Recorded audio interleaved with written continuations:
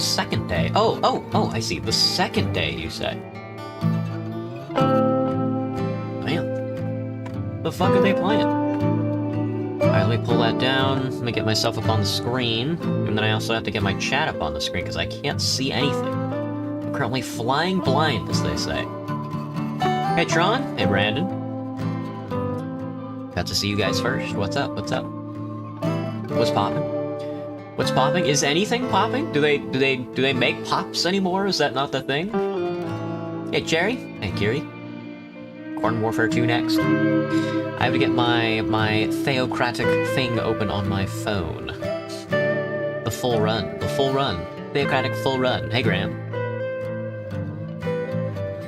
No popcorn is indeed popping today. That's something I think we're all gonna have to get over right now. Right, let me see. Today we are playing some Suzerain. Some Suzerain. Almost to 2,000 watch hours, just need 98 more watch hours, right? For your channel? So your channel can get monetized or whatever? That's exciting. Then you can make money. Then you can make money. Wow. How you see they? Oh, for your channel. Very good. That's exciting. Then you can start monetizing and rolling in that sweet, 15 cents per video. Let me see. Did I get He Is Coming? Why is this on my thing? Oh, it's under special promotion right now. Okay. Why is it on my... I was like, why is this on my news feed? I guess they want me to play it. But alright, today we're rolling back into Suzerain. Back on our theocratic shit. I don't remember where I put my funny phone. I kind of need it for this run. Because we're doing a theocracy, if you will. Where did I put it? What the fucky? Where could it have possibly have gone in the past, like, 10 seconds? I grabbed it out of my body, and then I put it on my body. Hang on, we're playing like six different soundtracks at once. Pause that. That's Doc Fink. That soundtrack is called Doc Fink. Poor bastard. Where did I put it? Did I take it to the bathroom? Did I leave it in the bathroom? My server is very dusty right now. Remind me to dust it after we're done. Or down.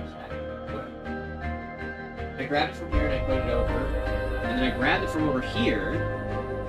I grabbed it from here, and then I walked this way. Where could it have gone? There's the brookie up here. I didn't drop it in the clothes pile, I don't think. But yeah, I'm eating a brownie cookie. In case you were curious. And then I sat down. It's not on my personage. What the fuck? Can one of you guys call my phone? Pockets? No, it's not my pocket.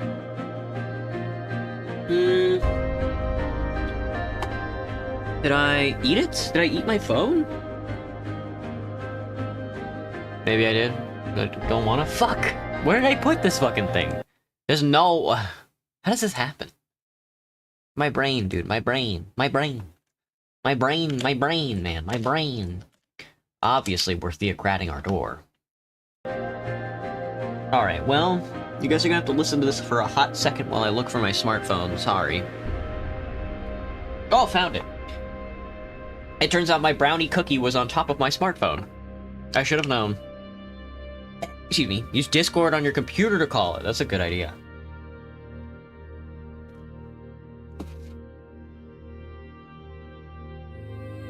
I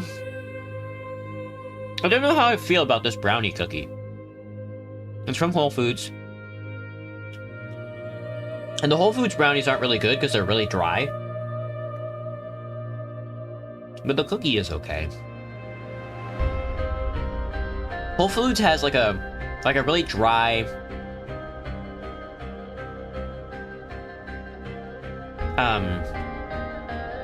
what's it called? A very dry, flaky brownie, which is like... How do you get a brownie flaky? Alright, let me see. We've already done all that.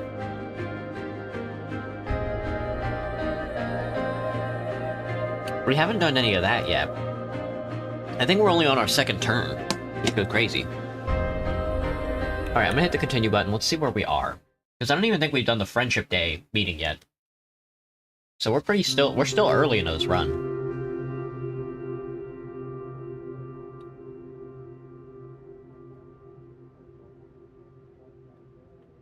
Oh, lagging. Hang on. There we go. You have to do that sometimes, or else it kills you. Well, I guess this game only wants to be windowed, which I guess is chill in its own right. But now I can't see my whole screen. Where?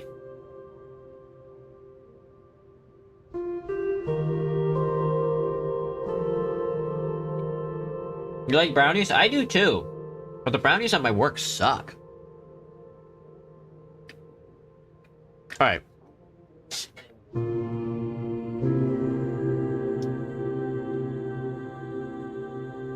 I think we just did the Swordland deal. Now we have to commission statues. We also have a bunch of decrees we can do, I think. Well, not many. We already did Sovereign Transition and Clemency, I think. Expansion of the Square's gas field. I think we also already did that. We can remove the death penalty.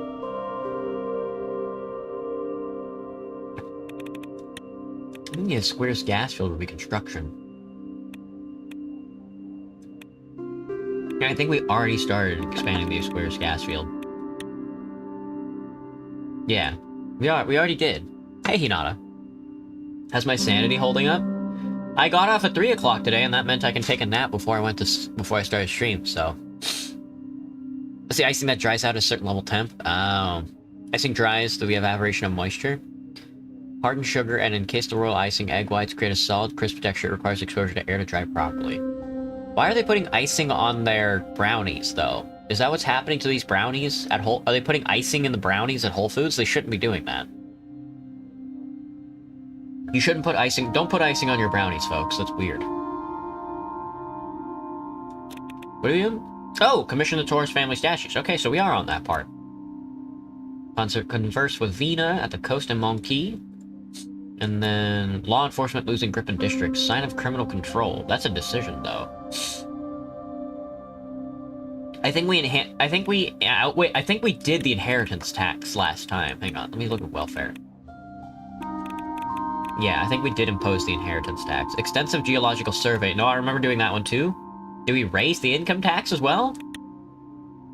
Remove the income tax. Oh, we have to raise the base income tax. No, we don't have enough... We don't have enough authority for that, but we have to do that. Minus 2 to 5 budget per term. Minus 4 authority per term.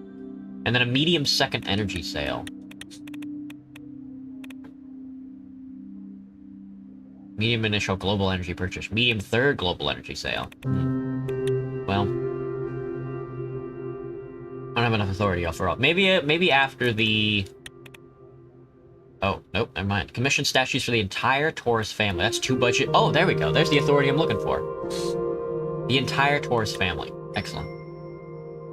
And then with that, we want to raise the... We want to just raise the income tax in general. Raise the base income tax. The kingdom definitely raises the... Kingdom definitively raises the income tax rate from 10 to 20%, aiming to substantially bolster the national treasury. While this surge promises enhanced fiscal resources for state operations, it invariably casts a shadow on public opinion as citizens and businesses adjusted to the augmented financial burden. Alright. That's done, that's done. We have to listen to Pable fucking give me a spiel, apparently.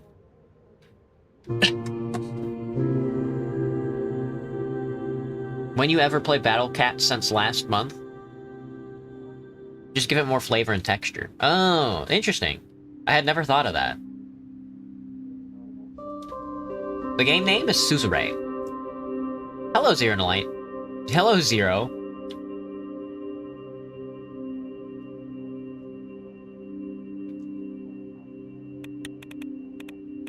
A landowner's tax. Tenant protection laws? No, never. Administrative upgrades are going really well. Mining surveys. Our economy is gonna be huge this run, dude. 20% income tax goes crazy. Just a flat 20% income tax? Holy fuck, dude. Life in this country must be good.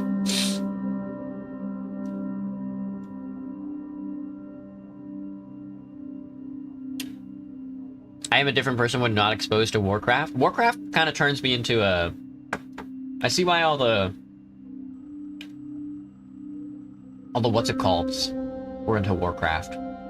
All like the conservative nerds were super into Warcraft.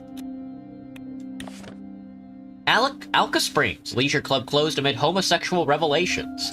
Police in Montclair conducted a raid of the so-called health retreat Alka Springs Leisure Club following a tip-off that the bathing facility was in fact a gathering place for the local homosexual community. During their unscheduled visit, several same-sex couples were indeed found to be engaging in illegal activity. They were promptly arrested and the leisure club shut down. No sodomy. No sodomy. Keep that sodomy... Send that sodomy back to fucking Swordland. Damn, dude. I can't believe we're being anti-gay this run. Azaros rebuked for conducting military exercise close to Terrador border. The governor of Terrador has issued a stern rebuke to the Azaros of Cardes Montclair after their provincial military conducted exercises near the Impale Administrative District, labeling the drills as unnecessarily provocative. Oh. The governor called for restraint and dialogue to address any interprovincial tensions. The statement emphasized the importance of peaceful coexistence and cooperation within the Kingdom of Rizia. Got him. Got their ass. Within the Kingdom of Rizia, calling Pales Rizia. Alright, let's take a look. Rizia signs pair of historic deals with Swordland. Swordland's first official diplomatic visit to Rizia in over 30 years proved a smashing success. President Ewald Alfonso and his development minister, Gus Manger, flew back home as friends of the king, having cemented a pair of historic deals between the two countries. Well, freshly freed from the tyranny of Colonel Tarquin Saul, Swordland has been eager to restore the trade relationship it enjoyed with Rizia under the reign of King Eggman. Oh, King Egg. A new trade agreement will bring delicious Swordish whiskey to our shores, while making Contuavo easier for grateful swords to access.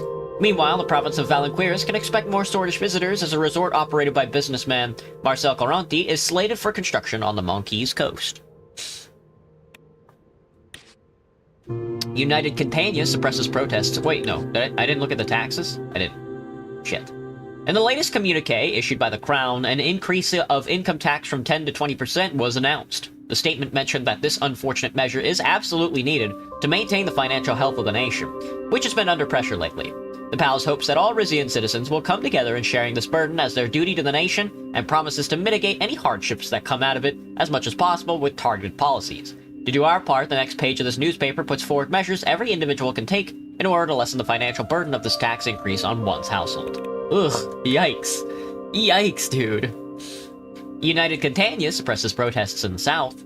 UC has launched a sweeping crackdown across its southern federal socialist republics in response to escalating protests. Unofficial reports estimate over 40,000 demonstrators across Yurzistan, Zolotak, and Slovaria, and neighboring regions, with authorities accusing foreign interference of stoking unrest. The protests, sparked by a deadly incident in Slovakia, have seen the Suzerainist groups demanding religious freedoms and neo-economic Rotskyists advocating for trade reforms. Party sources indicate that dissent voiced at the recent Congress against Chairman Melyanov has added to internal discord. These regions, vital as the breadbasket of the continent, now face tightened restrictions and widespread arrests as authorities move to restore order. Most Angry Birds crossover games was removed. Oh, fuck, really, Graham? One of the first mobile games I ever played when my dad got, like, the first tablet that was ever, like, consumer ready, was, like, Angry Birds Rio. That was, like, nostalgic for me. While United Catania claims external forces are to blame, the scale of the protests and the severity of the government's response point to deeper internal rifts that are unlikely to resolve quietly. Damn. Swordland and Rizia re-established ties.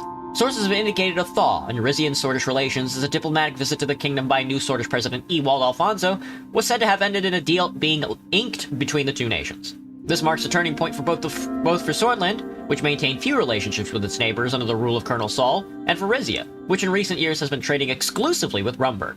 How Queen Beatrice will react to her ally shaking hands with her kingdom's historical enemy remains to be seen.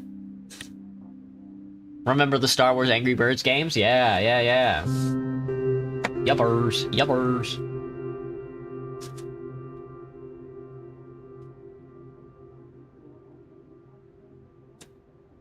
You can probably still play them, you know?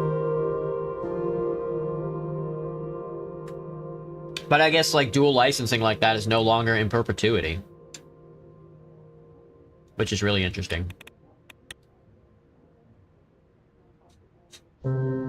Like, is Marvel one day just gonna be like, let's remove Yoda from Soul Calibur 4? Or whichever Soul Calibur he was a part of, and then just, like, never sell it again? I guess so. That's a royal statue. Symbolizing tradition. The Monkeys port reports ship logjam. Nearly 30 container ships were caught in a logjam by the port of Monkeys yesterday, many of them transporting goods to Rumberg's port brim. Officials say this highlights the need to upgrade the facilities for faster docking and processing. Well, there are other means, indeed. Indeed.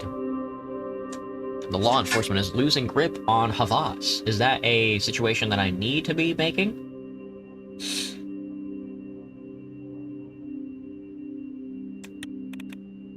Oh, no.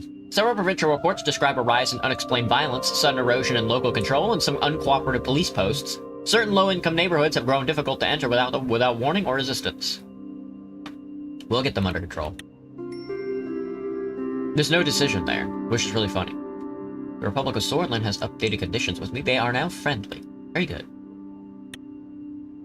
How about Agnolia? Are they friendly with me? Neutral. Of course they are. Logsland, I imagine, is a little unfriendly, with an overwhelming military power, which is very funny. Kyrute is neutral with everybody on the planet. Pales? Are we frosty? We are, yeah. Lesbia, I can't imagine. It's been doing very good.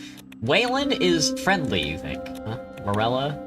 Neutral? I hope Dardia is friendly to her. Unfriendly? Fuck you, fuck you, fuck you. Not for long. Rumberg is friendly. Rumberg is our ally, even. A conversation with Vina. You don't tread there since emulators are not so welcome in today's time? Yeah, apparently the youth. Apparently there's a section of the youth that is like running an emulator is like stealing. And it's like, well, I mean, I suppose, but like, why do you care?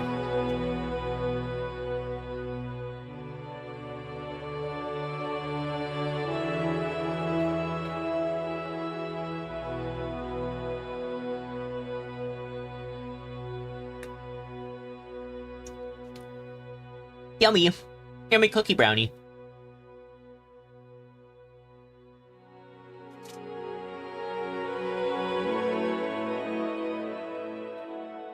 Yum, yum. Dude. Plus 15 cash goes crazy. I can't imagine that that's gonna stay. And then 11 authority is also crazy. Taurus levies provincial police and Suamia support. That's very funny. Okay. What kind of brownie would I be? I'd be wet. I'd be the wettest brown. I'd be such a wet brownie.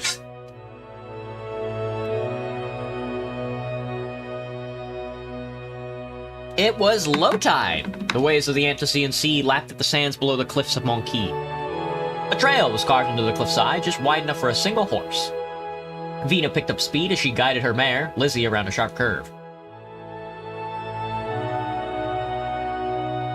Faster, remember what I taught you.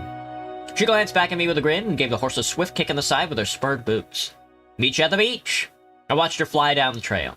She threw herself into the horseback riding after Lena died. We kept a few horses in Port Trezon as well, but Lizzie was her favorite. With white chocolate? Probably not. I don't think so. Not really a white chocolate guy. But if I was a brownie, I'm not sure. I'm not sure what kind of brownie I would be. I followed her at a leisurely pace, taking time to gaze back up the hill at Palace Monquis. With Herbitus Taurus governing the province from his own estate, I was free to visit my old home and its private beach anytime I liked. At the bottom of the trail was a sheltered cove where Pablin laid out a picnic lunch. I dismounted and sat down next to Vina. You really didn't have to come back to Monkeys with me, Father.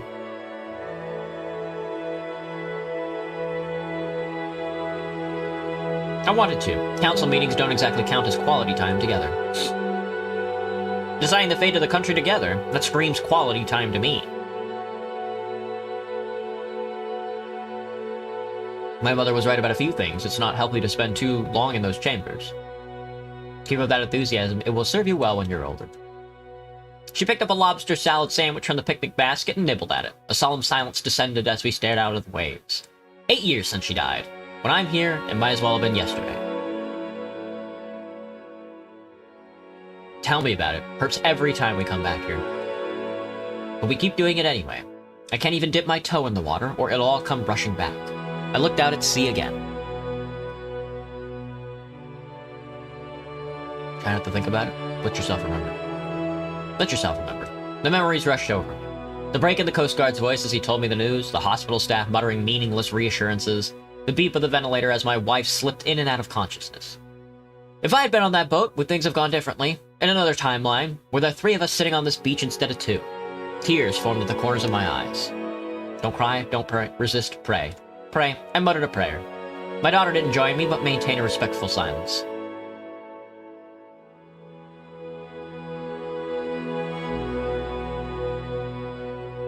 She's in a better place now, Vina, as you and I will be one day. But what happens until then? We're just supposed to keep going like nothing happened? She wiped her eyes. I mean, look at your father. 8 years and not so much as a date.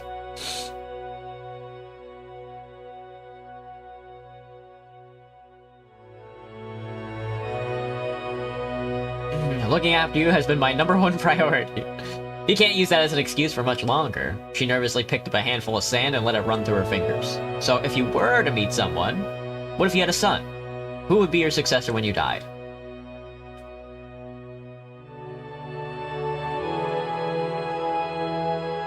I still declare you next in line. Rizia needs a queen like you, and the rules were meant to be broken.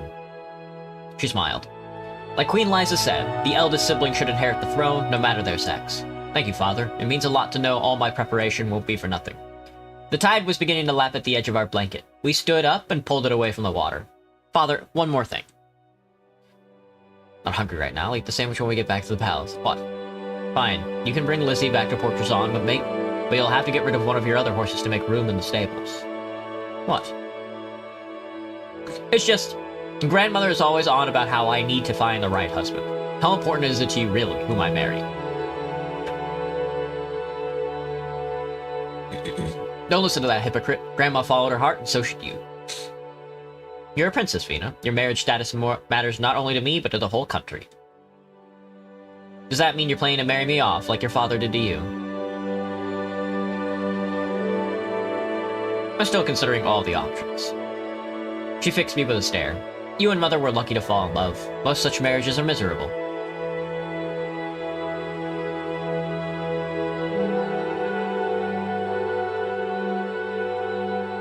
Think of it as yet another one of your royal obligations. You can always take a lover on the side.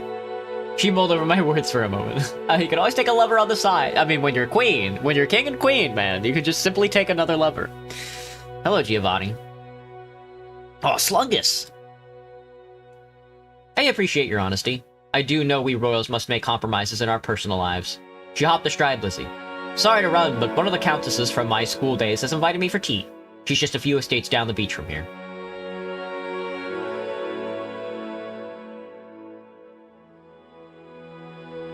Have fun. I'm glad we're able to talk. So am I. She rode away. The trip back up to the palace felt a lot longer than the way down. It was dusk by the time I returned my horse to the stables. I staggered through the doorway of Palais Monquis. Exhausted Pable swiftly took my coat. Welcome back, Your Majesty. Where is the princess? She's too fast for her old man. She was visiting a friend, but she wanted to thank you for lunch. Monquis lobster. It's never so sweet when it's fresh out of the water. There's a warm bath waiting for you upstairs in case you're sore from the ride. You read my mind, Pable.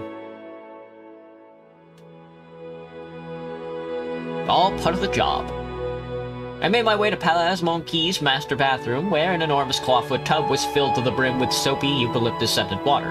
I undressed and got it. Let's scrub the right leg. I scrubbed my right leg. The temperature was perfect. Tap came at the door so soft I thought I was imagining it at first. Your Majesty. Yes?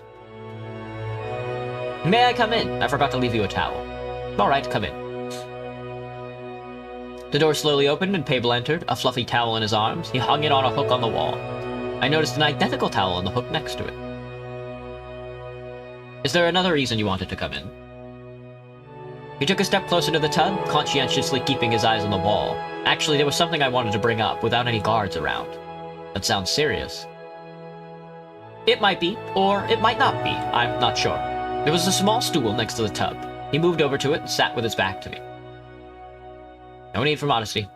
Well, what did you want to tell me? Pable spoke the next word slowly. Your Majesty, how much have you been told about your father's death? It was a heart attack. What else would I need to know? Not a lot. Do you suspect something? Well, this is what I know.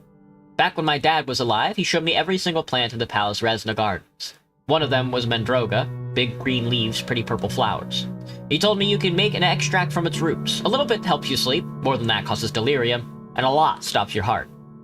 I think I see where this is going. I know it seems preposterous, but when I attended to your father at his sickbed, he didn't seem like a man suffering from a heart failure. He was in a complete daze, as if he didn't even recognize me. After he died, I went out to the part of the garden where my father had planted the Mandroga, nothing but a smooth patch of dirt. When was the last time you saw the plants? A few months before that, maybe. I remember the flowers blooming. So yes, it's possible their disappearance had nothing to do with the king's death. Who was running around the palace that night? The Queen Mother, obviously, Grand Wiseman Ignatius, Titus and his men.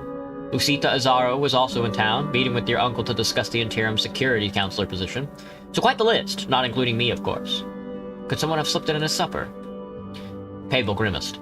I was tasting all of His Majesty's food at the time, so whoever it was would have had to be very creative. If he was poisoned, the coroner would have caught it. Mandroga is a naturally occurring substance. It may not have raised a flag. Alright, let's say Father was indeed poisoned. What would be the motivations? We both know His Majesty had a long list of enemies, but the goal could simply have been to put you on the throne. Or I'm next. So I have a secret friend in the palace? Nobody wanted me to be king that badly. No matter what, I would urge you look out for yourself. There were only a few people King Valero trusted by the end. If my suspicions are correct, it means one of them took advantage of that trust. And all of these people are still in your inner circle today.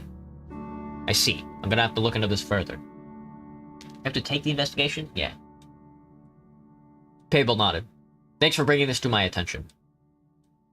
Of course, I would never hide anything from you. You and I go too far back for that. Trust me, old friend, I'll always have your back. Vimer volum. Unoxitsoru. He finished the phrase with a gentle smile, then rose from his seat. I'll take my leave before your water gets cold. See you later. He quietly exited the room, leaving me to finish my bath. You cannot investigate without gate. This is true. This is true. There is nothing to investigate if there is no gate. After a thorough soak, I dressed and headed to my study. I still had some work to go over before the trip back. Indeed. Donate money to save the Arfeld campaign in Morella. I don't have any money. What do you mean? The Arfeld campaign? Preparations are underway for the 24th annual Wezek-Rizian Friendship Day. The City of Zeal is preparing for this year's Wezek-Rizian Friendship Day ceremonies. Our motorcade is slated to arrive at Schmolak Square at 13:45, after which there will be speeches, as well as a special surprise that President Schmolak has yet to disclose. Later that afternoon, there will be the opportunity to discuss the impending transfer of the region. Scary. Walker Plan drives economic growth in Central Maricopa, augments ATO's reach. The Walker Plan, spearheaded by Arcasian President Dwight Walker, has catalyzed economic growth in Central Maricopa, benefiting nations like Agard, Montesayet, and Solemayor, by promoting market reforms and privatization. These countries have seen an expansion in consumer options and increased efficiency. Even with the strong ideological and political impact of the Arcasian dream, concerns of a rising inequality and the marginalization of smaller economies remain. The plan's focus on privatization and deregulation while stimulating competition also risks exacerbating wealth disparities and undermining local industry. The Arcasian dream represents a vision of the socio-economic prosperity rooted in the principles of the Walker Plan and the foundations of Arcasian capitalism. Under President Dwight Walker's leadership, Arcasia experienced a sweeping economic transformation that emphasized deregulation, private enterprise, and investment-led growth. These policies led to a widespread job creation, raising wages and elevated living standards for tens of millions of Arcasian citizens. The dream centers on the belief that in the competitive, low-regulation market system, personal initiative, innovation, and entrepreneurial freedom are the keys to social mobility and long-term prosperity.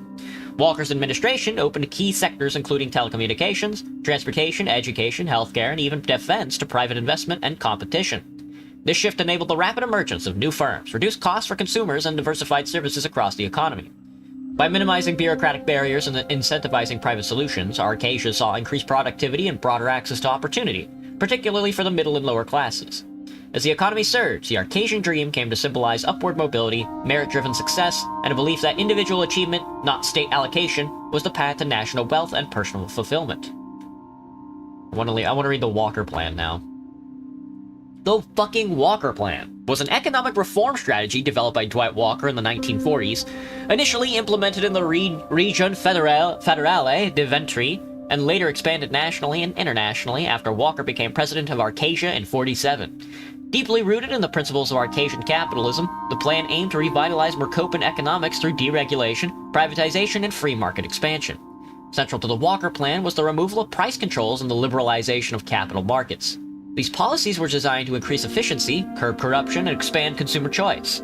The underlying logic emphasized reducing barriers to economic activity to encourage competition and accelerated growth. A key component of the plan was the transfer of state-owned enterprises to private ownership. This move was intended to stimulate innovation, create competitive industries, and reduce bureaucratic inefficiencies. The reforms were particularly influential in sectors such as infrastructure, telecom, transport, and energy. Beyond its domestic goals, the Walker Plan carried significant geopolitical weight. It was conceived during the early stages of the Cold War, in direct contrast to the CSP's model of centralized planning and state-directed economic expansion. As the CSP promoted state ownership and resource consolidation, the Walker Plan presented a rival vision based on open markets and individual entrepreneurship. The success of the plan not only triggered an economic resurgence in Arcasia and its allies, but also helped define the emerging concept of the Arcasian dream. This vision of upward mobility and prosperity through merit and enterprise became a central tenet of Arcasian identity, and a hallmark of the ideological divide shaping Mercopa and beyond. God. Imagine if I just stumbled into a video along the lines of "Can Engineer beat Joseph Stalin?" That's Joey Steele, brother! That's the Texas 10 Fist versus fucking Joey Steele. Throw down! Walker Plan drives economic growth in central Mercopa, augments ATO's reach. The Walker Plan, spearheaded by Arcasia President Dwight Walker, has catalyzed— oh, no, I think I've already read that one. New parliamentary faction rumors in Rumburg— oh! Within the stately halls of Rumburg's parliament, whispers swirl of a burgeoning monarchist faction, rumored to enjoy the quiet support of Queen Beatrice herself. These speculations lend weight to the faction's growing ambitions to amplify its influence under her reign, marking the latest evolution in Rumburg's dynamic political landscape. If the rumors hold true, this faction's ascent could steer Rumburg to adopt a more assertive foreign policy, particularly in safeguarding the interests of the Grace Alliance. The implications of such a development could extend beyond Rumburg's borders, signaling a possible recalibration of international postures amongst constitutional monarchies. Save the Arfeld Coalition pleads for support. I think if I need to sell guns, I think I might be able to do that to get capital. A coalition of non-governmental organizations calling itself Save the Arfeld has called on the governments of Rizia, Lesbia, Morella, and Vogsland to acknowledge the devastation wreaked on Morella's Arfeld River, watershed by the International Trade Zone, the largest cooperative gold mining venture on the Mercopan continent. Their petition, which has been signed by over 100,000 Morellans, claims that improper waste management has led to the leaching of toxic chemicals into the river and its environs. They've gathered testimonies from local residents who speak of dwindling fish stocks, contaminated drinking water, and health complications. The coalition is demanding concentrated cleanup efforts from all four countries, as well as reparations for those affected. Fascinating.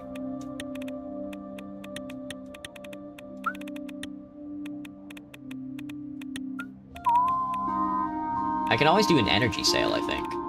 First batch of military equipment, first batch of support vehicles. Yeah, I can always do that stuff, I think, throughout this campaign.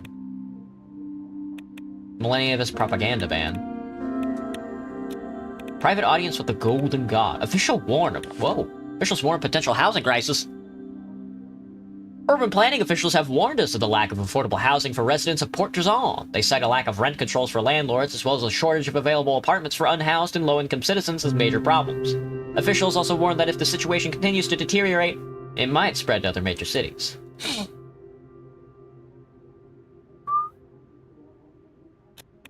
Revolutionary millennialist propaganda ban. Propaganda. Ignore the millennialists so we don't anger Morella or Voxland. Ignore it. Books, magazines, and pamphlets from millennialist countries such as UC, Voxland, and Gomland have been reaching our shores. These seemingly innocuous reading material have the potential to lead the spread of socialist thought amongst the populace. We don't care. The most pro-Victor Valen speech as you can during the celebration rushed towards the stands when the bomb went off. Prime Minister Alvarez warns not to underestimate millennialism.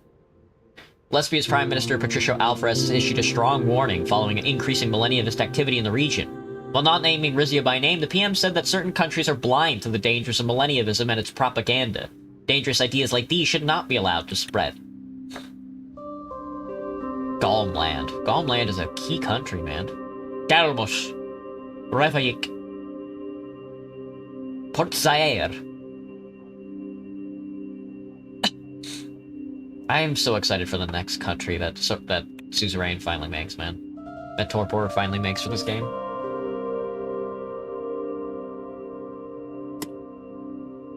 Alright. Private audience with the Golden God. The crisp morning air filled my lungs as I crossed the palace courtyard with Hugo. I was headed to a long overdue meeting with Titus regarding the Golden Guard, and my uncle had insisted on accompanying me. What the fuck? Accompanying me. Jesus. I'm glad you've arranged a formal meeting with Captain Gordian. There's much to be gained in fostering a robust relationship. There's substantial benefits to strengthening the ties between us. More than you know, I believe the Golden Guard possesses an untapped potential that would prove quite advantageous should the need arise. Jesus, I'm gonna die. But I'm getting ahead of myself. Captain Gordian can tell you more.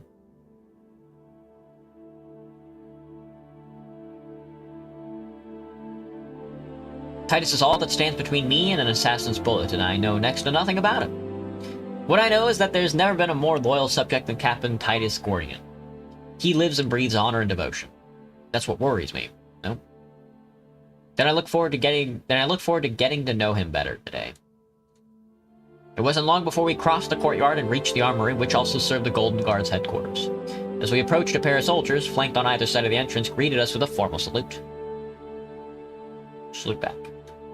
I saluted them in return. Hugo and I continued on our way. Upon entering the armory, I found myself surrounded by a collection of old weaponry and armor on display. They polished shields and rusted swords appeared frozen in time. We eventually reached a training facility where we found Captain Gordian, in boxing gloves sparring with another Golden Guardsman. My money's on Captain Gordian. What do you say, 50 guilder?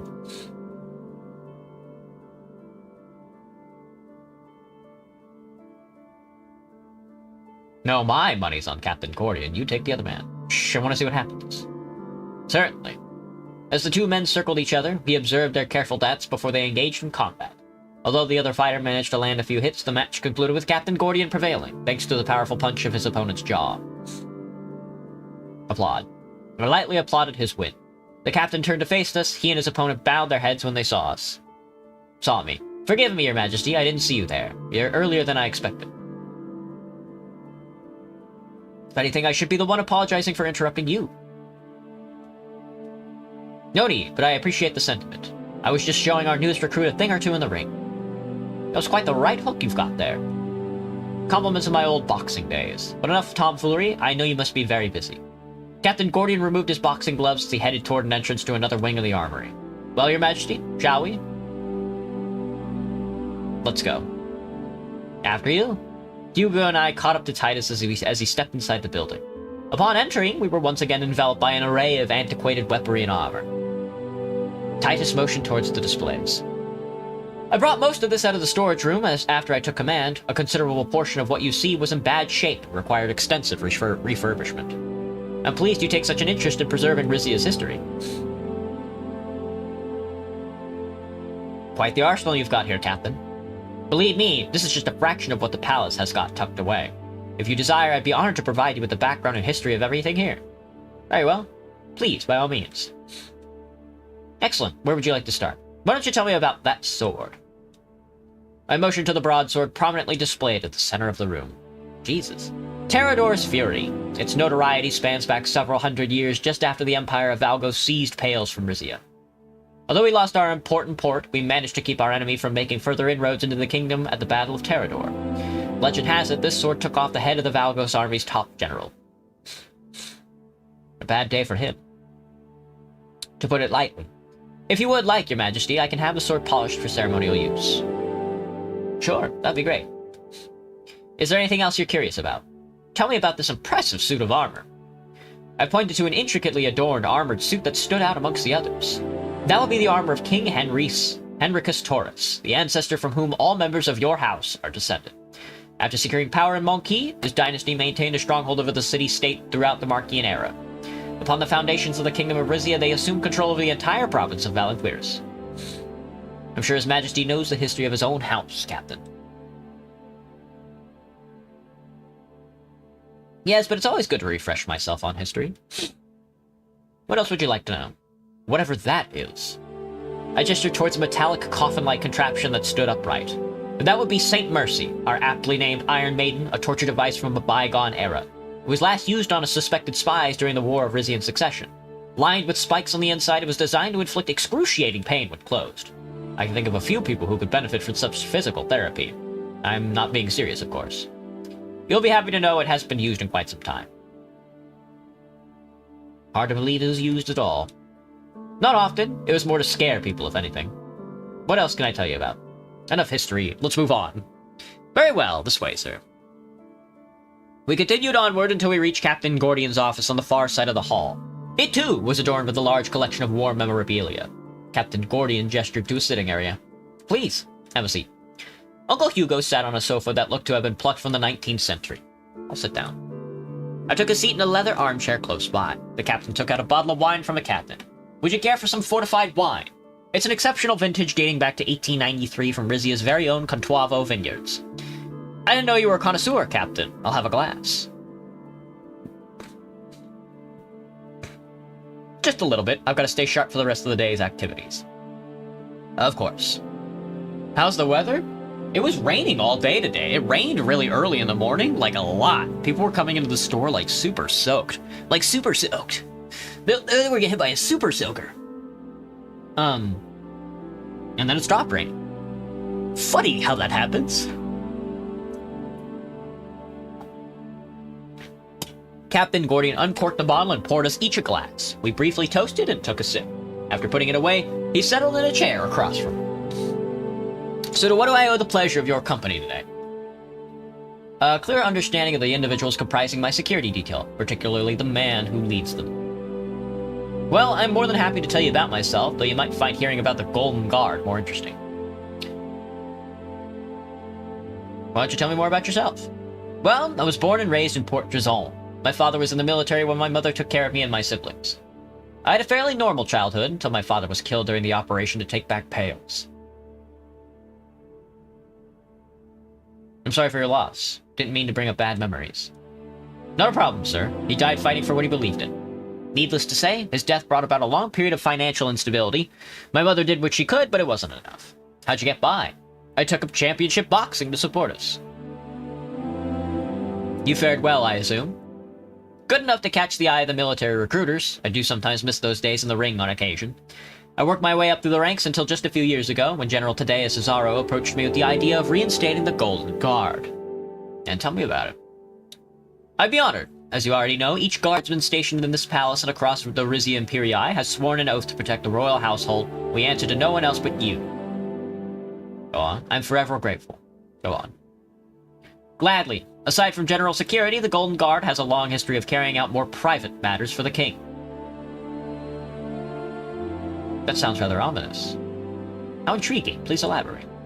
As in offensive operations, if you get my meaning. Titus hesitated a moment, casting a curious glance at Hugo as he did. Alright, I'll come out and say it. Since the founding of the Golden Guard, long before your father reinstated them, they were known to engage in espionage.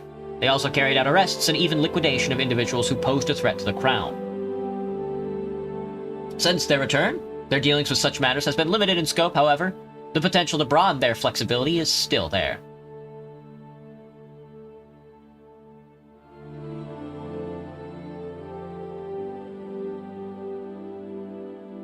Is it wrong to see such great potential in sanctioning such actions? As I said, I am at your command. Outside of less scrupulous dealings, it might also pique your interest to know that they were once tasked with serving in emergency firefighters in the event of an unruly blaze. A long time ago, yes, but it was more to do with public relations. By deploying us to assist in disaster relief, the Crown could demonstrate concern for the well-being of the local populace.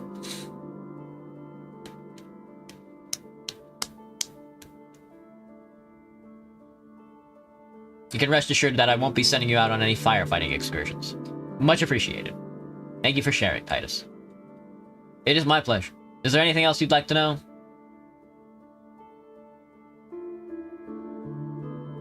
That will be all, thank you. Is there anything else I can do for you? Don't hesitate to ask. Thanks again for your hospitality, Captain. Before long, Hugo and I left the armory and were making our way back to the palace courtyard. I think that was a very productive meeting, if I do say so myself.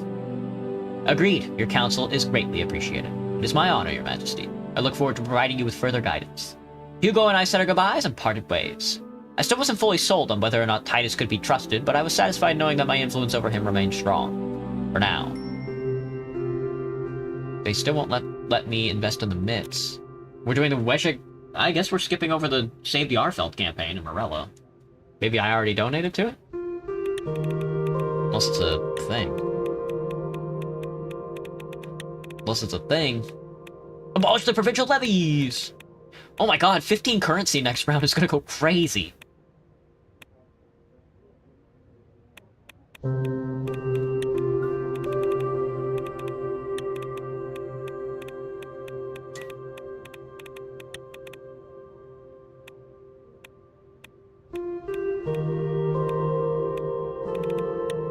Okay. Thoughts on uranium? What's that fucking song? Hang on. I completely forgot what that song is. Oh, fucking uranium fever. Uranium fever has got me feeling down. Uranium fever is spreading all around. With a Geiger counter in my hand, I'm going up to claim me some government land. It's uranium fever is gone and got me down. Some shit like that. The Nelvisar oil field in Cardes Monteclar has ceased operations following the depletion of its reserves. Experts advise prioritizing the kingdom's natural gas resources to address the resulting energy gap. Authorities are now planning energy distribution to maintain economic activity. It looks like next round we're going to be investing into some energy pretty hefty.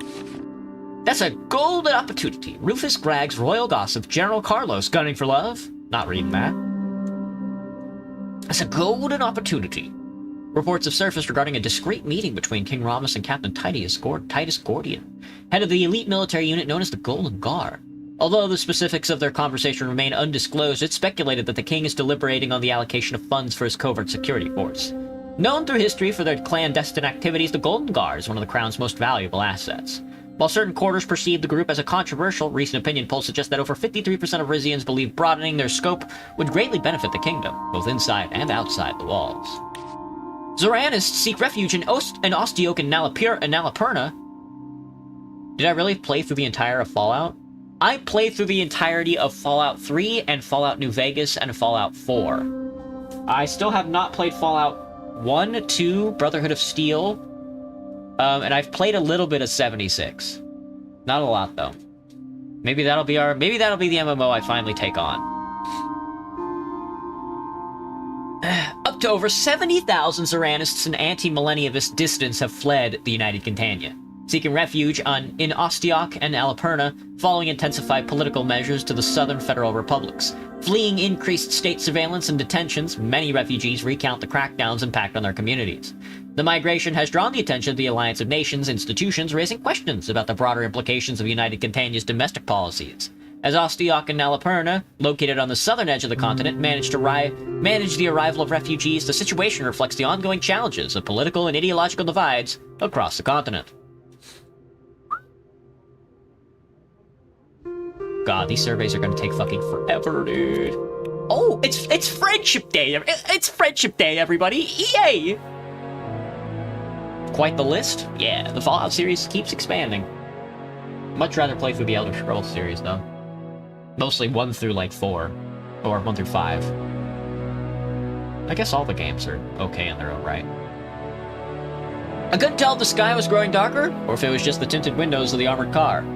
Our motorcade slowed as it approached the Zeal border. A concrete barrier rose up in front of us, its top strung with barbed wire. My mother had insisted on accompanying me to the Rizian Friendship Day festivities. She leaned against the window, uncharacteristically quiet. What are you thinking about? I'm thinking you ought to have chosen a different jacket to go with those trousers. Say, might we have time for a quick detour once we reach town? Of course. She leaned forward and gave the driver an address. He nodded. At the border, we presented our identification documents and the official invitation from President Schmolak. As we crossed, the road turned uneven. Well, promise me you'll get these highways back up and running once Zeal is returned. It is at the top of my list. Factory smokestacks rose up on either side of us. Through the haze, I spotted numerous shanty towns built over the past few years to house miners and refinery workers. We entered the city and drove on through a maze of tenement buildings, their facades hastily repainted to hide the damage from the war 20 years ago. As my mother had instructed him to, the driver veered down a side street that led toward the coast. We stopped in front of a small wooden building with a collapsed roof. The front porch was partly buried in sand. Jagged teeth of broken glass lined the window frames. They say you can't go home again. Rarely do they mean it. This, literally. Rarely do they mean it this literally. She blinked back tears. I can't believe this is the same place we used to go every summer. She put a hand on my shoulders. I never brought my parents here after they fled to Rizia. I knew it would break their hearts. Wish they could have seen it one last time, the way it used to be. I brought back to my carefree summers in Zeal. My grandparents had spent the last 10 years of their lives in Palace Resna, surrounded by luxury, but they never seemed as happy as they did in this house. They could have stayed, plenty of Rizians did. I'll fix it up one day. It'll be our summer home again. That ship has sailed, child. Just think. If I hadn't convinced Valero to get Wayland involved in our affairs, none of this would have happened. She looked down at her hands. The Weshik president back then was such an upstanding man. How could I have known he'd go and get himself killed?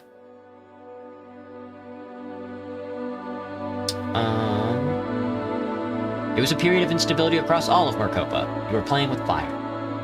Would you have done any differently if Vina was in danger? We both fell silent. After a few moments, she plastered a smile on her face. Enough dallying. Driver, step on it. We got a date with a psychopath. Rizia. Exactly, Glitchtrap. Fucking Rizia. They named the damn country Rizia.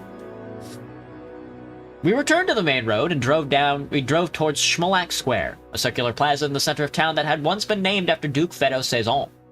A silver-stretched limousine was parked just in front of the square. Our driver stopped and we exited the car flanked by our guards. Say what you will about Schmolak. He never makes a dull entrance. A dozen uniformed soldiers hurriedly got into formation around us and the limo. The door opened and Victor Schmolak stepped out. Your Majesty, King Ramus, Queen Mother Estella. He made a sweeping, exaggerated bow and straightened up with a grin. Welcome to Wayland. Please, make yourself at home. Thank you, Mr. President. It's heartening to see that Zeal remains in good hands. Yes, this square used to be gray and boring, and now look at it. He gestured out to the square where the colorful banner reading 24 years of Weshik Rizian friendship hung above a trio of gleaming tanks.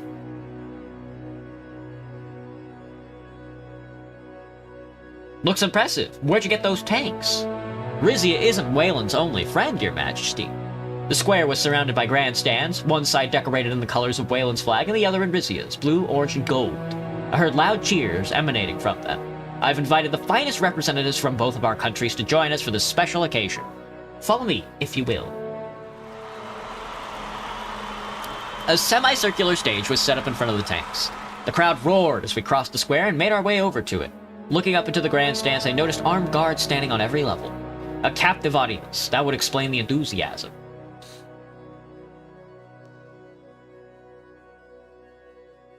Maybe they're happy. They don't get many excuses for celebration. Nice idea. The crowd at my coronation sounded lackluster by comparison. My mother and I took our seats. Victor stepped up to the microphone. Weshiks, Rizians, people of Zeal. 24 years ago, the glorious country of Wayland was given custody over this land. A great honor and a tremendous responsibility. Hello, Stay. You like Suzerain? It's a good game. Waylon didn't only gain a new territory that day, we gained new friends. He gestured meaningfully towards the Rizian side of the stands. After a few seconds, they broke out in scattered applause. My mother muttered a harsh-sounding curse in Zeal dialect. What'd you just say? What'd you just say? May your testicles be stung by 1,000 jellyfish. Together, we have overcome war, repaired our economy, and made great strides in science and industry.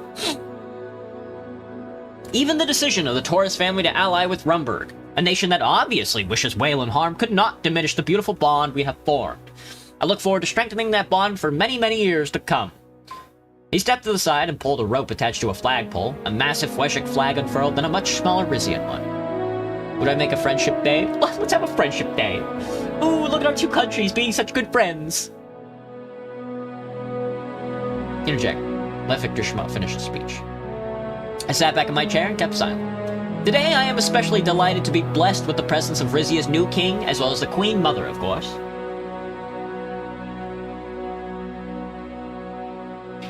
They are heirs to a long, proud legacy, one that would have been shattered had Waylon and Rizia not made that fateful decision to work hand in hand. On that note, please give a warm welcome to King Ramus Taurus. Rise. I stood up. The Rizian side of the stands immediately erupted into loud, authentic-sounding applause. Thank you, President Schmolak. Dawning of a new era, the reign of Valera Taurus is over. May not know it, but I am the grandson of Zeal, the Queen Mother, and I have deep ties to the land. It's an honor to be here in Zeal, on the anniversary of our historic treaty. Pained me when my father signed away this beautiful part of Rizia. Chance to get a clean break with the past. I will never forget what Waylon did for my family and my country. I know none of the Rizians here today asked for their homeland to be governed by Waylon. Oh yeah. Forget what Waylon did for my family and my country. Resume governorship of Zeal. I commend Victor Schmolak for his exemplary leadership in the face of war and terrorism.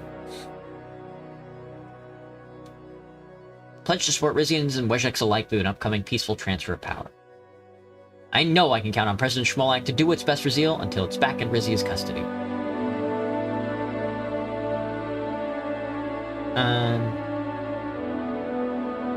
Despite our political differences, no. Count on President of Waylon to do what's best for Zeal until it's back in Rizia's custody. All hail Waylon. Loud applause broke out from the Weshex in the audience. Victor shot me an appraising glance, then turned back to his microphone. What a speech! The king's got charisma! We have a terrific evening of entertainment lined up, but first we must commemorate this landmark meeting of world leaders with a traditional triple tank salute. There was a rumbling from behind us as the three tanks aimed their barrels into the air. My mother and I looked at each other. Sure, after you, Mr. Schmolak. Victor Schmolak special. Victor raised a finger up in the air. 1! The tank on the left fired, sending a plume of gold-colored smoke high on the stands. The crowd gasped in excitement. 2! The gun mounted to the tank on the right went off. This time the smoke was magenta. 3! His count was interrupted by an unidentified voice in the distance shouting, "For the king." Victor whipped his head around in shock, a frenzied look in his eyes. I turned to my mother. Mother, what happened? A deafening blast, much louder than the two that had preceded it, echoed from the opposite end of the square. I turned toward the source of the sound and saw the Weshek side of the stands engulfed in flames.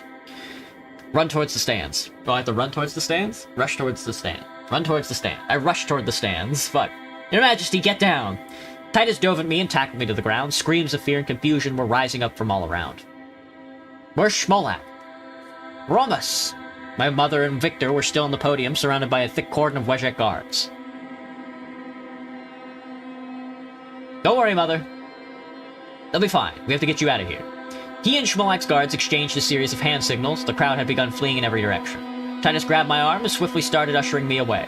I took one last look back. Smoke was now rising from the Weshek grandstand. Part of the structure had collapsed, and soldiers were working to free the people trapped underneath. The next few moments were a blur as we made our way through the panicked hordes of civilians. Victor's limo pulled up, and Titus roughly shoved me inside. Thank God you're safe. My mother's voice shook. She and Victor were sitting across from me, looking dazed.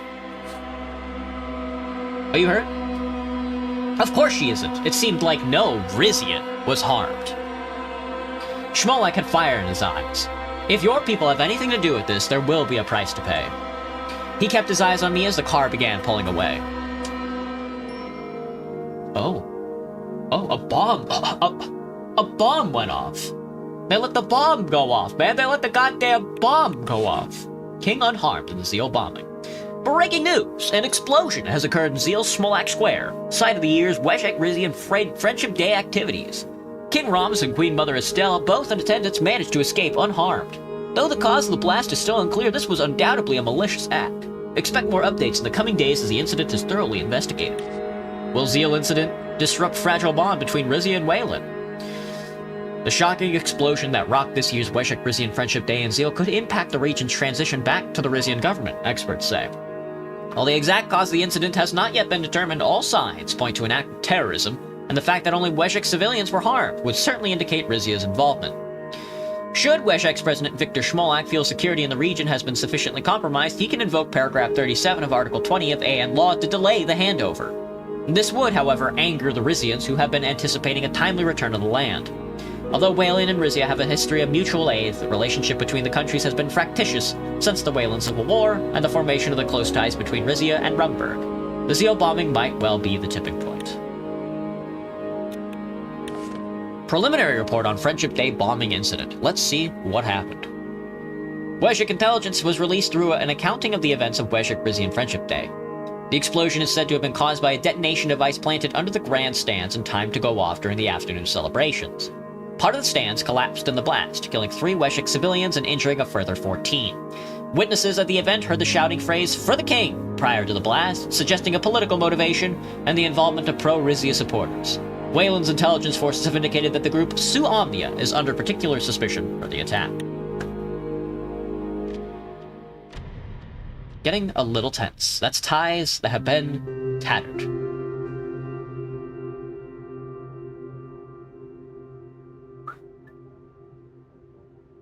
Oh, 15 capital, dude. Holy shit, dude. I've never had so much money in my life. I've never had 15,000. I've never had 15 quadrillion dollars. It's never happened before. All right, turn 3.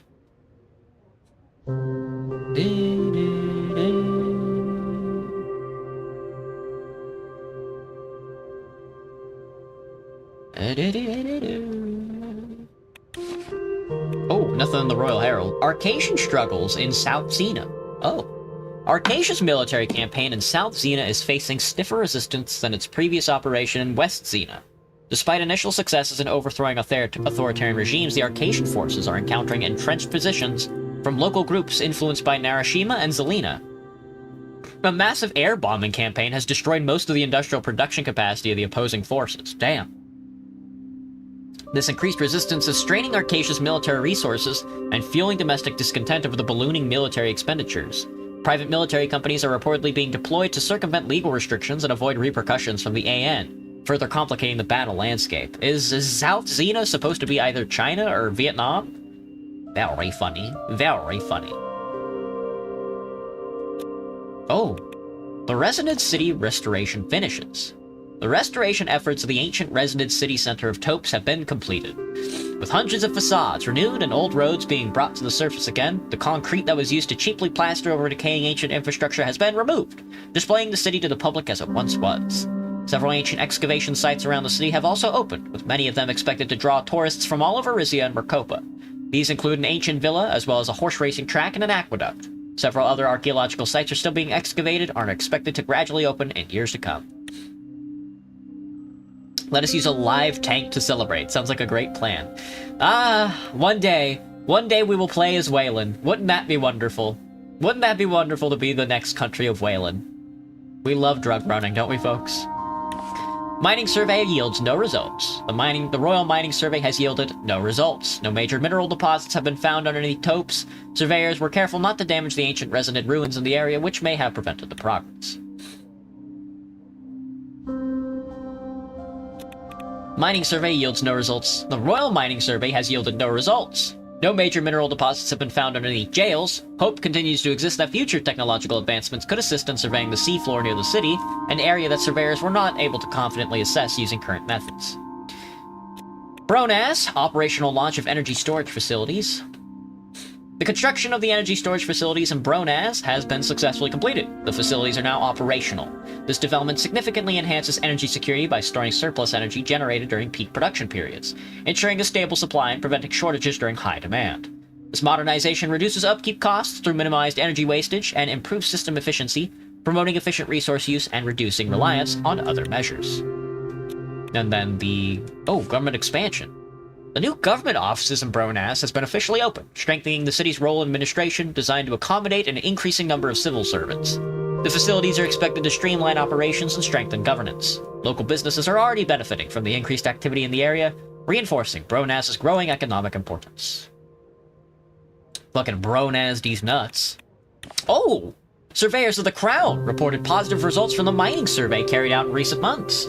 Significant gold deposits have been found underneath between Calais and Fort Mano that, if exploited, had the potential to solidify our position as the leading gold producer in the region. Oh, gold! Gold, you say?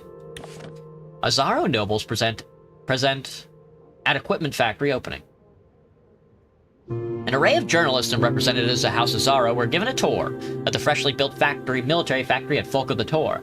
Thousands of workers have found employment at the complex as Rizia's domestic arms manufacturing reaches its latest expansion. Forget it. Argno has a mining survey with...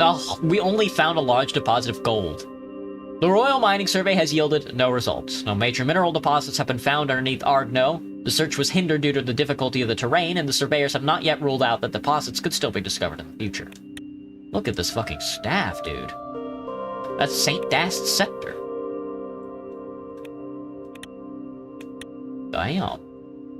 Damn, son. Damn. I got the clock going. I got the damn books. That's the Herald. Valanquier. Avast. The organized crime undermines the local control. Is this a decision? No. Coordinated criminal networks are now operating with visible confidence. Reports show interference in police duties, the disappearance of key informants, and manipulated court procedures. Drug flow is accelerating, and certain areas now operate under informal gang rule. Local officials request stronger coordination from the center. Negative authority per turn. The Crown is supreme, our authority will crush them. Our authority will crush them. Volga de Tor Military Equipment Factory. The ancient walled city of Topes. Low trade volume. Interesting. My trade volume is low. A dinner table-sized global map? I would love a dinner table-sized global map. That would be so fucking cool. The problem with that is that I would have nowhere to put that in my apartment at all.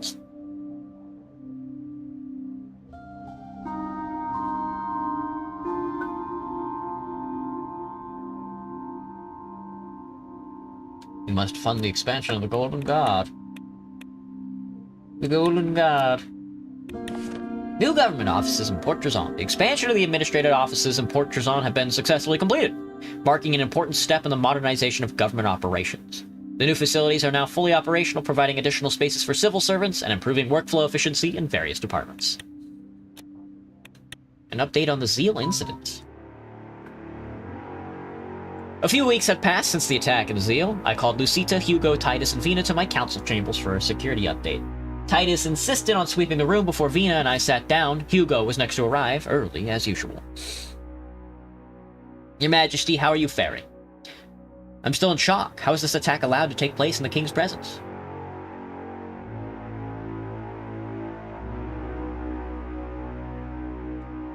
I can only hope Duchess Azara will enlighten us on that matter. Gentlemen! I guess you do know some geography? Geography? A little. Everyone automatically fell silent as Lucita strode through the room. She was dressed in her army's major blazer, with 2 stars prominently displayed above her right breast pocket. Now that crises had struck, her entire bearing had changed. She had a commanding air about her that recalled her father. Thank you for joining us, Duchess Azaro. Can you update us on the Zeal situation? Certainly, Your Majesty. She was standing. She picked a dossier off the table and flipped it open. Oh, still standing. I'll reiterate what we already know. At 1605 hours... That's not how you say it. 1605? 1605? Fucking whatever. On December 8, 1950, an explosive object detonated in Smolak Square in the city of Zeal. It had been planted beneath the grandstands that were set up that morning. Seated in those stands were a mix of civilians and political figures who had been invited to the Friendship Day events, all of Wezgic heritage. The most recent casualty report states that 3 civilians were killed in the blast. Of the 14 injured, all are now in stable condition. Thank God. From what I saw, it could have been much worse. It's not good for us regardless. She turned a page. Based on the scant evidence available, Wayland's intelligence agency suspects the Rizian nationalist group Su Omnia was behind the crime. She looked meaningfully at me. My days with the group are long over. We have to make it clear that they don't represent the throne. The continued involvement of one Rico Torres would suggest otherwise. I told you, Duchess Cesaro, I've already spoken to Rico. He had absolutely nothing to do with what happened.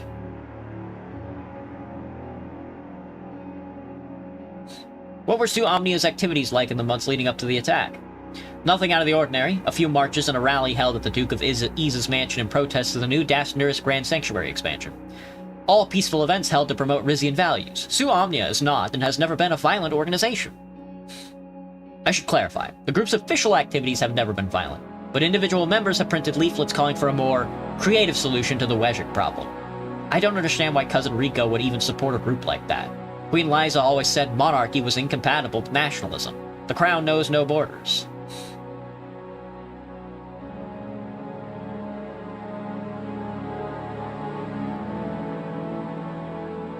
It's true. National identity should be secondary to one's loyalty to the throne. Do you really think the Wezgic miscreants streaming into this country are doing so out of loyalty to you? If I may, Your Grace, why have you never once thrown your own weight behind Su Omnia if you support its ideals? Hugo spread his hands wide. It would do the group no favors to have an old man like me in the spotlight. They need youth, vitality. They are the future of Rizia, after all. He smiled warmly at Vina. My daughter looked away. Gross. Gross, dude. Gross. Don't do that. Gross. Fuck. Future or not, we have no concrete proof Su Omnia was behind the attack. All we have is Wayland's word.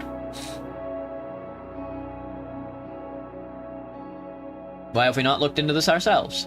Our foreign intelligence agency is hamstrung by its limited resources, Your Majesty. With an increased foreign intelligence budget, we could commission a full investigation into the Zeal incident and take measures to prevent such an event from reoccurring.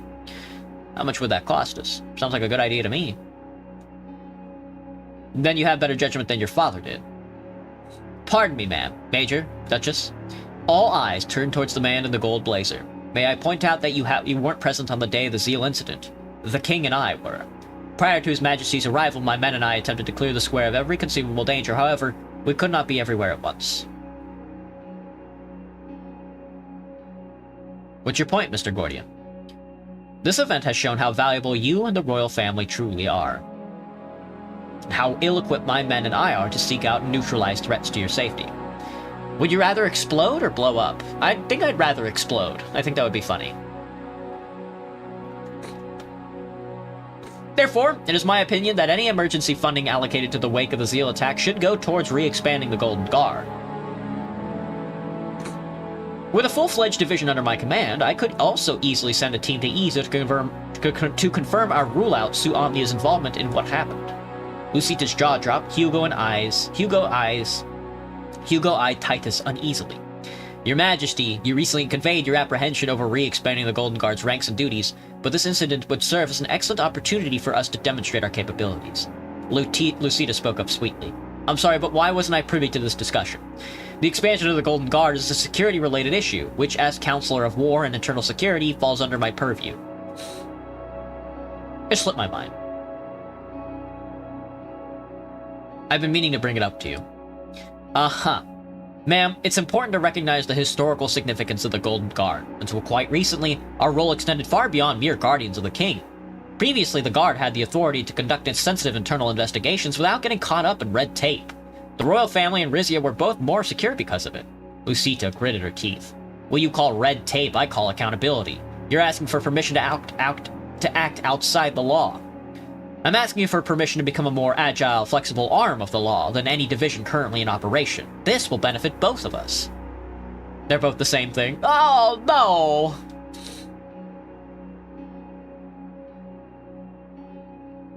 What kind of investigations did you have in mind, Captain? Your Majesty, given the resources, we could recruit a number of qualified individuals and equip them with the technology to carry out covert surveillance in Eza. Excuse me? Captain Gordian, I am all for the expansion of the Golden Guard, but not if you insist on using it to chase a dead end. With respect, sir, we don't know whether it's a dead end, and investigating an organization with ties to the royal family is exactly the kind of sensitive mission the Golden Guard was built for. Perhaps so, Captain Gordian, but the attack took place in Wayland, and your resources that go towards investigating it should be allocated there, not within Rizia. She, Hugo, and Titus glared at each other. The tension was broken by a knock on the door. Lorento came in, clearly out of breath. Excuse me, Your Majesty, my fellow counselors, these stairs never get any easier. Damn. Take a moment, Mr. Esquivel. Lorento sat down after catching his breath. He continued. I just received word from Wayland's foreign minister. President Schmolak plans to make it public that Rizian nationalists were involved in the Zeal incident. Lucita's hands closed into a fist. Our relations with Wayland have been cordial enough that Schmolak will not immediately blame the crown, but he will be expecting a response. He's just testing us. His government can't prove anything. I'll do whatever I have to get President Schmolak back on our side. That's dangerous, Your Majesty. If we begin offering concessions, there are no limits to what Wayland will demand. May I ask what the five of you were discussing before I came in? Our security response to the Zeal incident. Duchess Cesaro is requesting funds for an expansion of foreign intelligence to conduct an investigation in Wayland, while Captain Gordian would prefer the Golden Guard be expanded and given license to investigate threats within Brizia's border.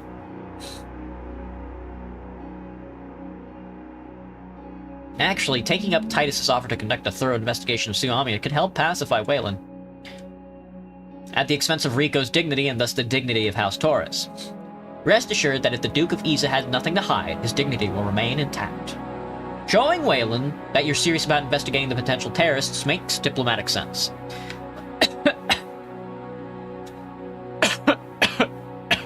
Ow! Let's not forget, His Majesty has a personal history with the organization. Uncovering any unsavory information could harm the throne, but officially clearing Suamnia's name would be a boon for both the group and the kingdom. So, Your Majesty, will the Crown be funding one of these proposed expansions? Indeed.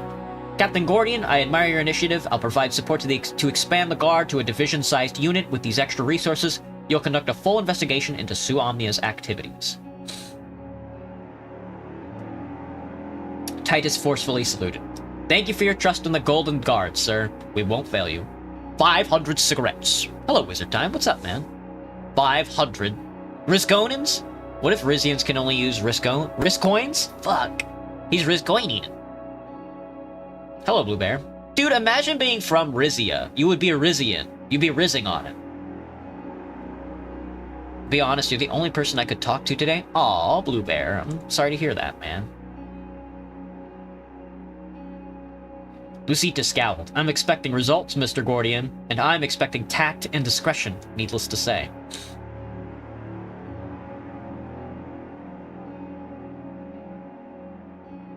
Don't be afraid to get your hands dirty, Titus. There's still the matter of the kingdom's public response. Do you have any suggestions? I suggest you tell the truth. You take Wayland's intelligence seriously and will be conducting your own investigation into the suspected perpetrators. Emphasizing, of course, that Suamnia is a lone wolf that does not represent the views of the crown. Hugo sniffed. Or express your confidence that the group is innocent, which it is. I find it unwise to confirm or deny Suamnia's innocence before more information is known, but I'll leave it to you, Your Majesty. How much Riz would you say Rizia has? It's all rizzed up. The damn country is made of gold, for God's sakes. It's Rizzy. 500 to cast the ultimate lung spell. Want to know the spell? Yeah. 500... Behold! 500 cigarettes. And then it, like, collapses your lungs. Oh, Blue Bear, everybody's just busy? I thought you were in a bad spot, man. Well, I'm glad you have some free time, man. It's called lung cancer. Behold, my lung cancer. Trading 500 cigarettes for lung cancer is kind of... I don't know. That's kind of an expensive deal. But that is pretty good payoff, I'll tell you that much. I find it unwise to confirm or deny Suamnia's innocence before more information is known, but I'll leave it to you, Your Majesty. Seems the next steps are quite clear. Or was there any other subject that needed discussion? Nothing more to discuss, sir. Yes. Enjoy the rest of your... This meeting is adjourned. The others began filing out of the room. Titus stayed behind. He walked up to me and looked me in the eyes. Thank you once again, Your Majesty. You have the Golden Guard's undying loyalty. Good, because there's one other investigation I'd like you to conduct for me. Yes, sir. Exactly how my father died, I have reason to believe that his death was no accident.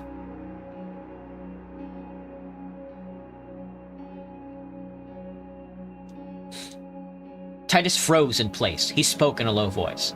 As you know, I was there in the palace when it happened, and believe me, I have some questions of my own. Should everyone who was present that night be considered a suspect? Leave Pable out of it. Almost everyone, leave my butler out of it. Titus nodded seriously. Consider it handled. Expect an update soon along with the progress on Suomnia. Titus gave a dutiful bow and left the room.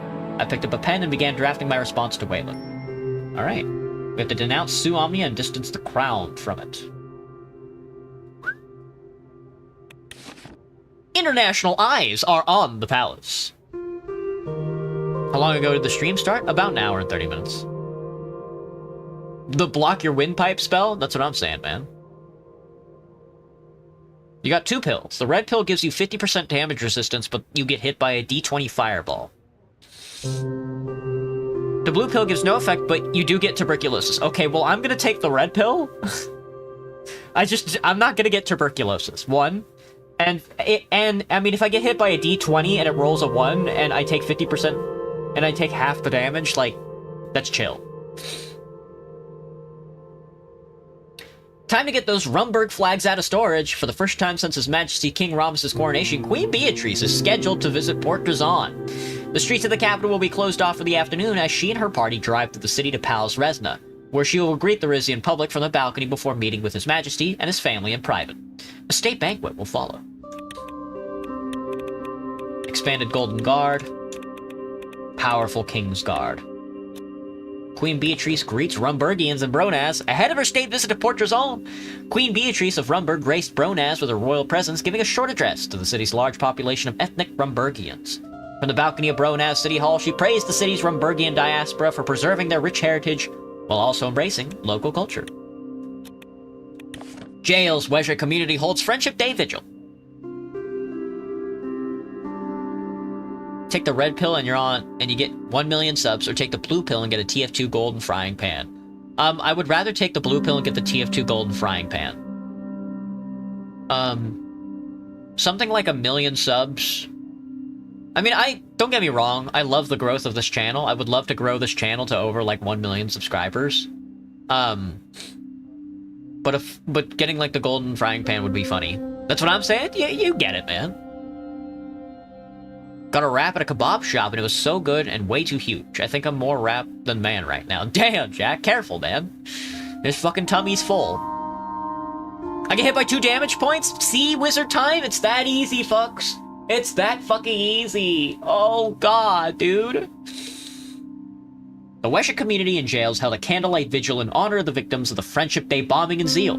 Members of the Brennus Police Department were on hand to prevent potential violence between the mourners and the jail's chapter of Suomnia, which was banned from holding a celebratory rally several days prior.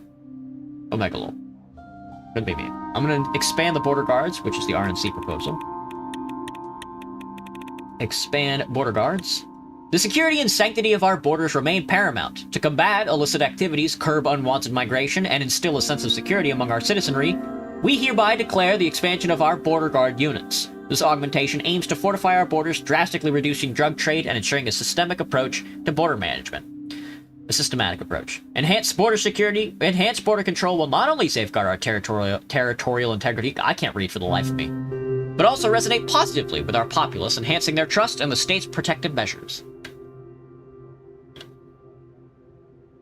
Golden frying pan would be funny, plus having 1 million people watching my channel wouldn't help, but instead stress me out a lot more than being a YouTuber does already. Well, yeah, I suppose so. Would I purposely swallow a parasite? Oh, Graham, I've thought about that. I mean, I don't know. I wouldn't mind having an intestinal worm if it was chill, you know?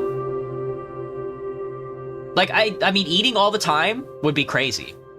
Being able to eat, like, everything would kind of go hard. Bing. that border guards are at the ready. In a joint press conference held by the head of the border guards and a representative of the king, it was declared that the king has ordered the border guards to step up their operations and that additional resources are to be committed to this endeavor.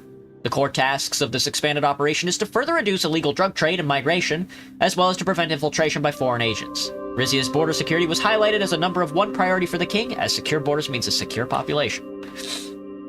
Rizia tightens its border security.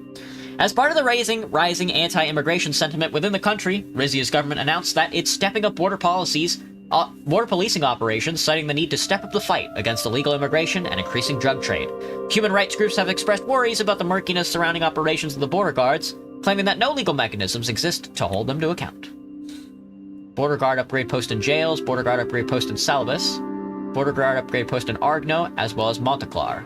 Where's Cardenas? Suppose not.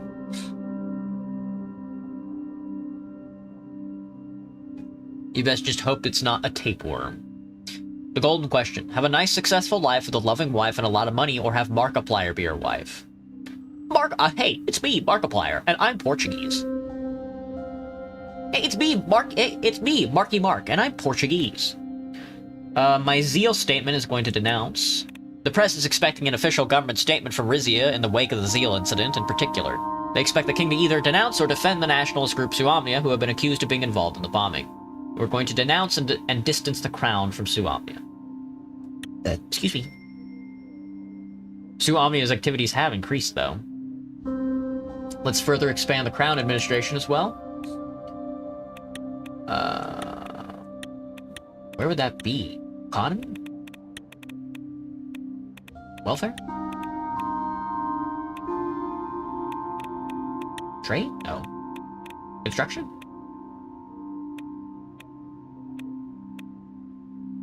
Further expand crown administration. Oh my gosh.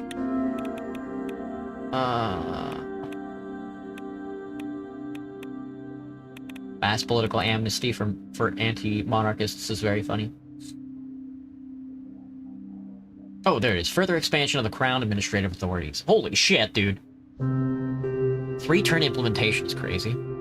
10 plus budget capacity. -1 equal pay. Building upon the prior expansion of state authorities, the Crown decrees the consolidation and modernization of administrative functions to enhance efficiency and responsiveness. This includes the integration of overlapping departments, the adoption of streamlined procedures, and investments in modern technology to support governance. These measures aims to reduce redundancies while maximizing the capacity of the expanded workforce. Departments are directed to submit regular progress reports to ensure alignment with national priorities and adherence to the kingdom's principles of effective governance. Get fucking signed off on. I am out of capital.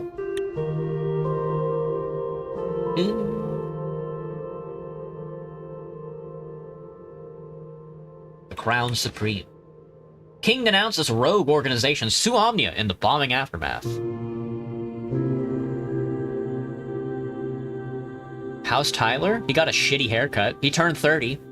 He turned 30, got a haircut, hated it, and then went back to get another haircut. He's losing hair, man. He's balding. It's very funny how much he hates himself. And kind of awful. King denounces Rouge organization. Rizians and Wejiks alike are still reeling from the Friendship Day explosion that killed 3 civilians and endangered the life of King Ramus. Wayland has indicated that Rizian organization Suamnia was behind this heinous act. In response, His Majesty made a public statement accusing the group of going rogue, spreading unnecessary violence in his name. We can only hope the perpetrators will be swiftly brought to justice and security restored to the region of Zeal once more. Stronger, smarter government. Yeehaw, partner! Low honor Arthur. Holy shit, dude, that's scary. The Crown continues its commitment to effective governance with major expansion of administrative functions. By consolidating departments, streamlining operations, and investing in modern technology, the government aims to enhance efficiency and service delivery. Officials assert that these improvements will eliminate redundancies and strengthen oversight, ensuring a more capable and responsive state. This initiative reflects the King's vision for a well-structured government that will secure prosperity for future generations. Lesbia alarmed by CSP's growing influence in Mercopa. Agreed. Agreed. I agree. Prime Minister Patricio Alvarez of Lesbia has expressed growing concern over expanding foreign influence in South Marcopa and South and East Marcopa. This comes as Lesbia strengthens its ties with allied powers, signaling a strategic effort to counter regional pressures. Increased naval activity, including rotations by external fleets in the Marcaean Sea, has further emphasized the shifting geopolitical dynamics. Alvarez's administration is leveraging foreign policy and military strategies to reinforce Lesbia's position, aiming to safeguard its national interest amidst the heightened presence of competing powers in the region.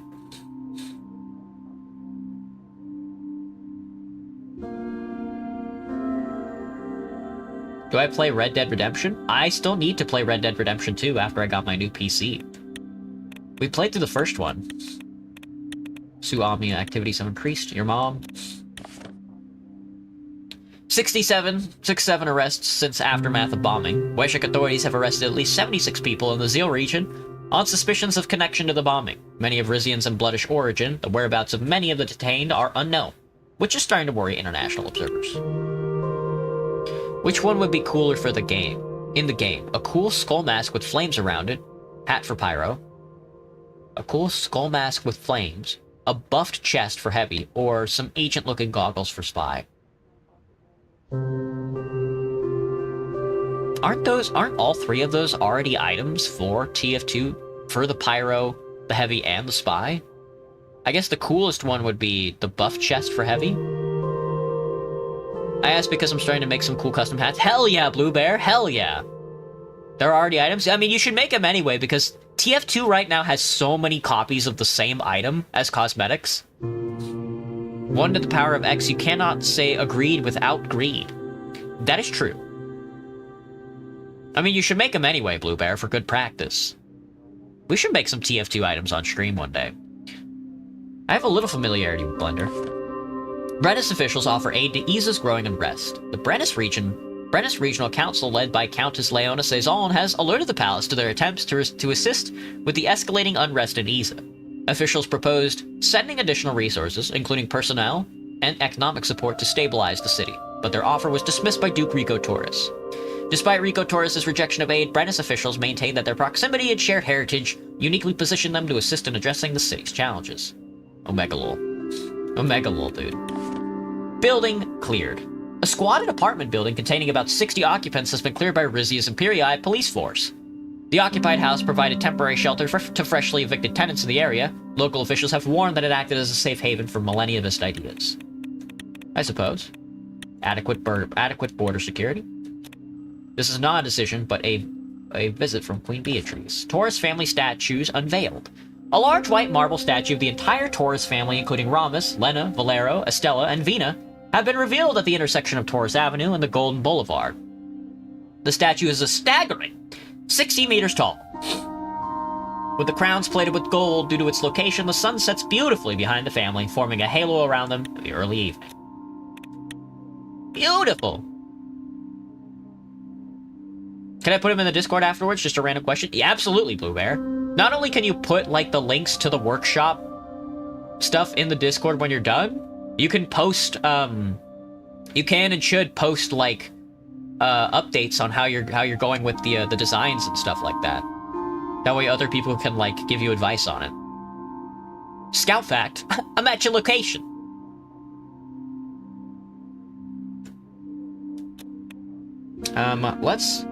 Let's launch the Crown Supreme campaign. And then the Crown Supreme campaign. I can't. I need more authority. No, I need more money. Yeah, I need a lot more money. Damn, where am I gonna get an extra capital? Oh, from the energy from Queen Beatrice. Vina, Estella, and I sat in Palace Resna, most ornate stateroom, awaiting the arrival of Queen Beatrice Livingston. An informal supper with my sister-in-law was scheduled for the evening, but for now, the protocol for an official diplomatic visit had been observed. Pable came in through the stateroom door. He took a deep breath. Simply trying to figure out how to put them on the Steam Workshop. Oh, you already made them, Blue Bear?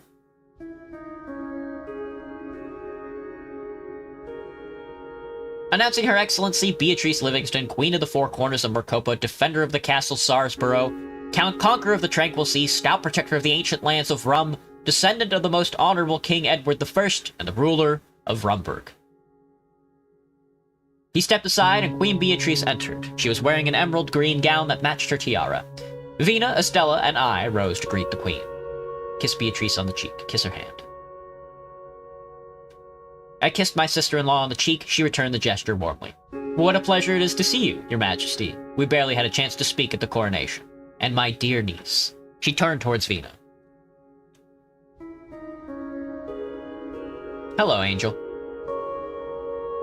You're looking more and more like your mother, more and more like your mother every day. I hope your father's proud of the lady you've become. She's on the council, you know.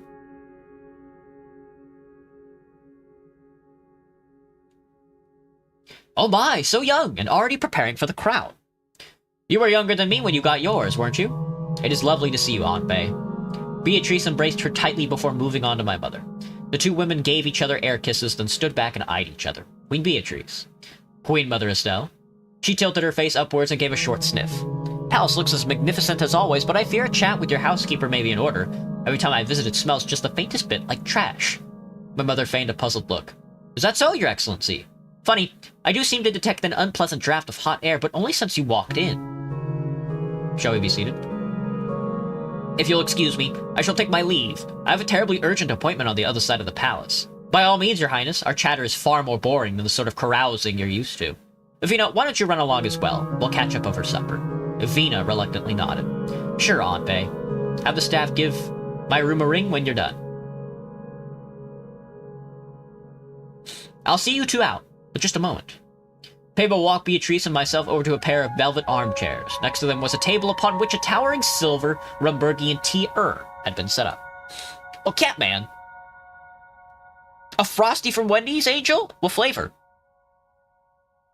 I'm kind of chocolate-coated myself. He filled 2 porcelain cups for us, then escorted Vina and my mother out of the door. Beatrice motioned for her own attendants to wait outside. We settled into our seats. To what do we owe this pleasure, Your Excellency? First things first. Queen Beatrice extended her little finger and raised her teacup to her lips. She smiled approvingly. Just like home.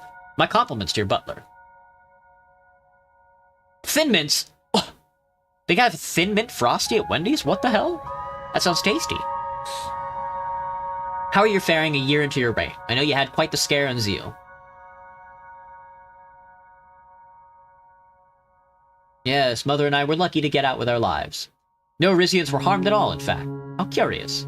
Needless to say, Rumburg has been monitoring the fallout of the incident with great concern. Your concern is much appreciated. She nodded.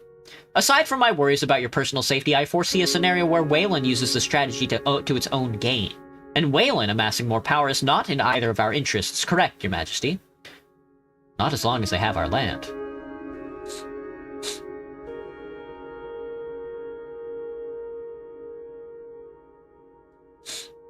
Precisely. Beatrice leaned forward and held my gaze. Of course, we are the same age, Your Majesty, but I've worn my crown for many years longer than you have yours. And I and my country are far more experienced at dealing with the Republic of Wayland and their backers in the CSP. By indicating that you regard your own countrymen as culpable for the bombing, you are putting yourself in a position of weakness from the start. Have you thought about your next steps? What will you do if Mr. Schmolak fails to relinquish his hold on Zeal? If it comes down to it, I'm prepared to fight.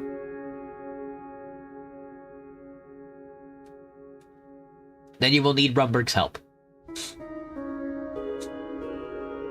Do go on, Queen Beatrice. Here's what I suggest, Your Majesty.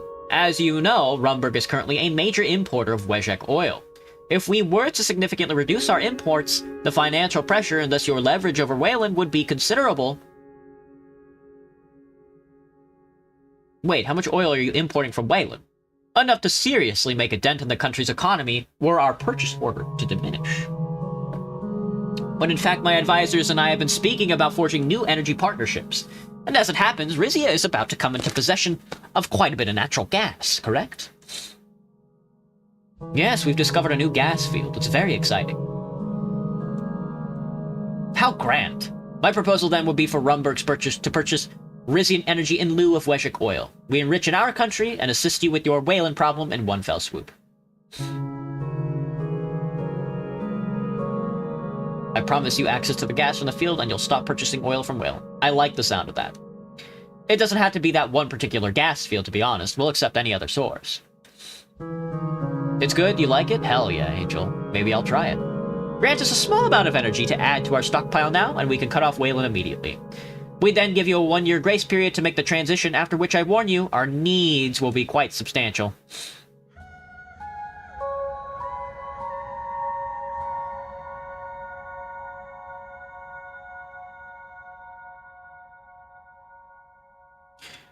Interesting, but how would Rizian gas even reach Rumberg from here?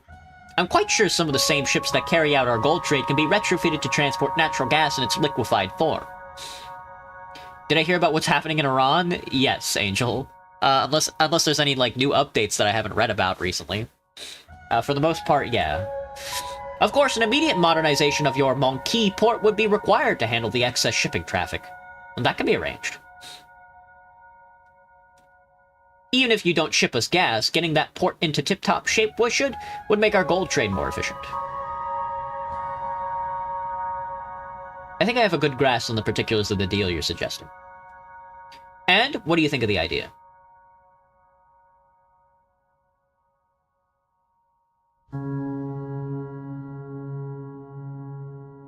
I love it. You buy less oil from Waylon, and we'll make up the difference with natural gas and other energy sources.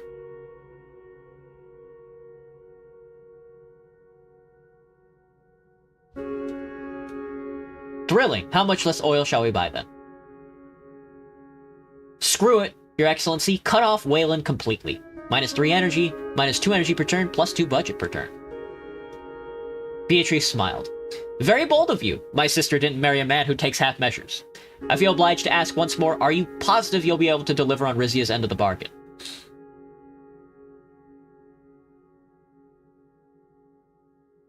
If the Queen of Rumberg demands it, so it shall be.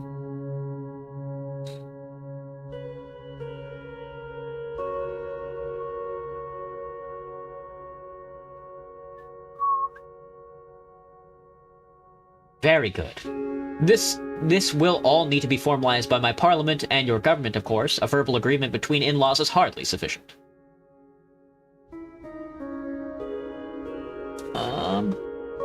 100% of her oil. Send a diplomatic envoy to Morella. Morella mushrooms.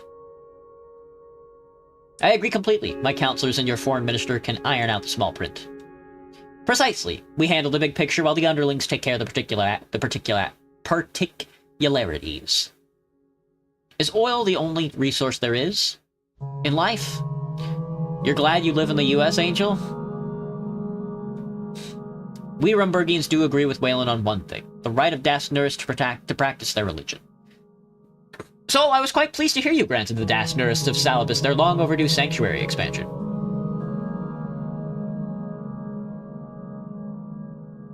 Of course, the Kingdom of Rizia welcomes all denominations of Nurity. Except Galcondists, it seems. One can only imagine Waylon's wrath if he began tolerating them. But I'm getting ahead of myself. How are the princess's marriage plans coming along? I'm on the lookout for candidates. Someone from one of the other royal households, perhaps? Very good. As you'll recall, I promised my Bradley to the Duchess of Tomsford to secure the loyalty of our country's northwestern regions. We royals are an endangered breed, you know. We've got to tend to our lineage as we would a rose garden. The garden of House Taurus shall remain in bloom for a long, long time. With the help of House Livingston, it shall bloom on only the richest of soil. And don't forget that the rest of Grace is invested in the Taurus line of succession as well. Rizia is one of its linchpin nations, after all. Of course. Our fellow monarchies want to see stable Rizia, especially after the summit at which we all promised closer cooperation. We monarchies have to stick together. She smiled. Together, we will ensure your lasting legacy. She rose to leave. I shall see you at supper, Your Majesty. The Queen gave a door a swift knock. Her attendants opened it, bowing as they did so. She paused. Congratulations on your recent trade deal, by the way, although I wouldn't trust the swords any further than I could throw them. She walked out with her gown trailing behind her. Fuck. My energy resources.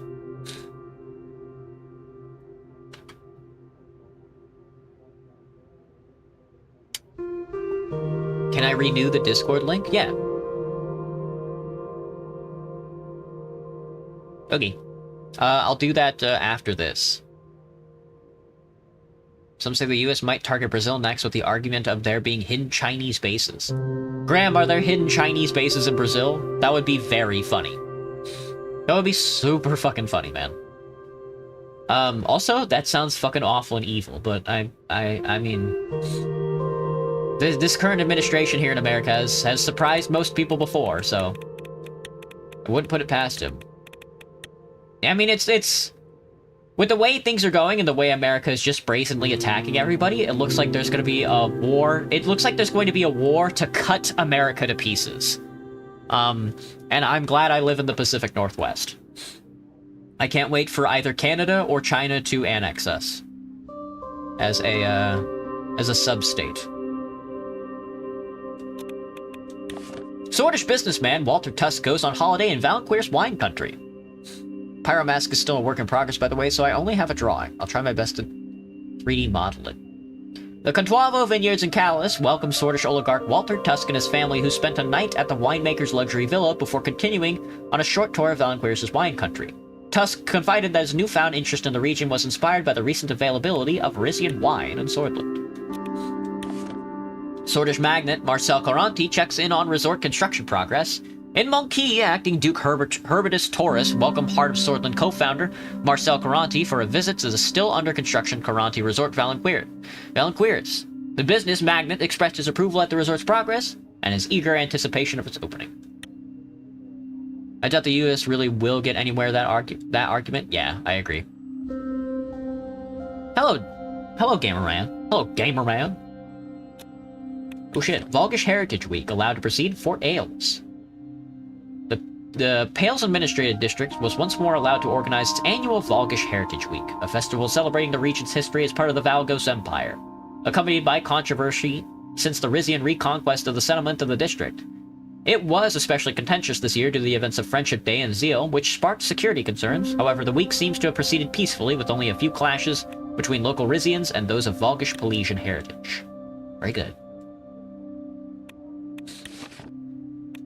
People's Security Office denounces foreign meddling, and the CSP's investment in Nibia... CSP's investments in Nibia achieved poverty reduction milestones. The CSP's investment strategy in Nibia is bearing fruit, significantly alleviating poverty in a nation poised for renaissance under the leadership of Antanar Ladef. The democratically elected leader's bold promise to eradicate poverty within 8 years mirrors the CSP's commitment to economic development as a diplomatic tool. Bones! You're decorating your Switch 2 dock? That sounds fun. Are you, like, painting it? Or using stickers? Stickers. Amidst the simmering tensions of regional conflicts, the CSP's investment in Nibia is not only a humanitarian effort, but also a strategic endeavor to cultivate a reliable ally, ensuring stability and support in critical geopolitical nexus. The People's Security Office denounces foreign meddling. In the wake of the widespread protests against Yerzistan, Zolotek, and Slavaria, the People's Security Office of the UC has accused Arcasia of orchestrating the unrest. Spokesperson Itzolv Arquez claimed that Arcasian agents have infiltrated these regions for years, sowing resistance and misleading local groups into chaos under the guise of capitalist intervention. He stated that most sleeper cells and agitators have been apprehended with confessions allegedly confirming foreign ties. Arquez emphasized that UC's internal affairs are not the concern of other nations and reaffirmed the unity of the state. He announced plans to use back channels to present evidence, including captured spies, to the AN. These provocations will not weaken our sovereignty or our revolution, he concluded, defending the state's actions as necessary to maintain order and security. Stickers of a Roblox game. Also your Pokemon binder? Hell yeah. Drug routes converge. The inland crossroads city, known for its bustling markets and vital transport links, has become a key hub in regional drug trade. I wonder... yeah. Smugglers exploit its roads and rail networks to move narcotics often hidden among legitimate goods. The local economy thrives on this flow of commerce, blurring the lines between lawful trade and illicit activity. When the drug routes converge, cut deals with the merchants. Cut deals with the merchant guilds to expose the smugglers. My fucking budget!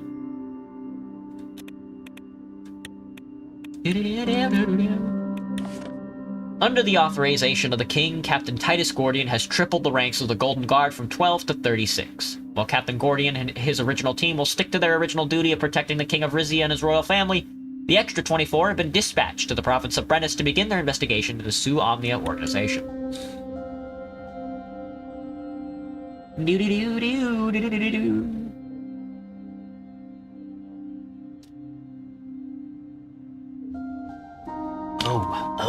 Oh.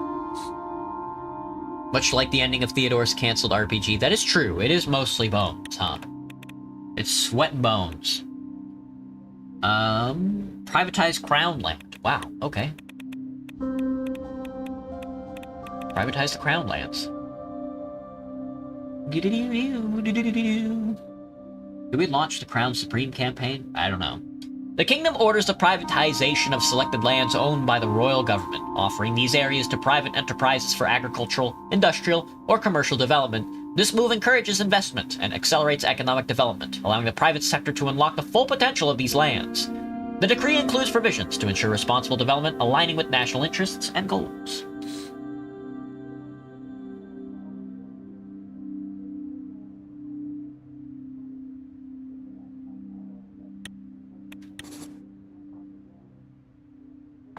Sweet.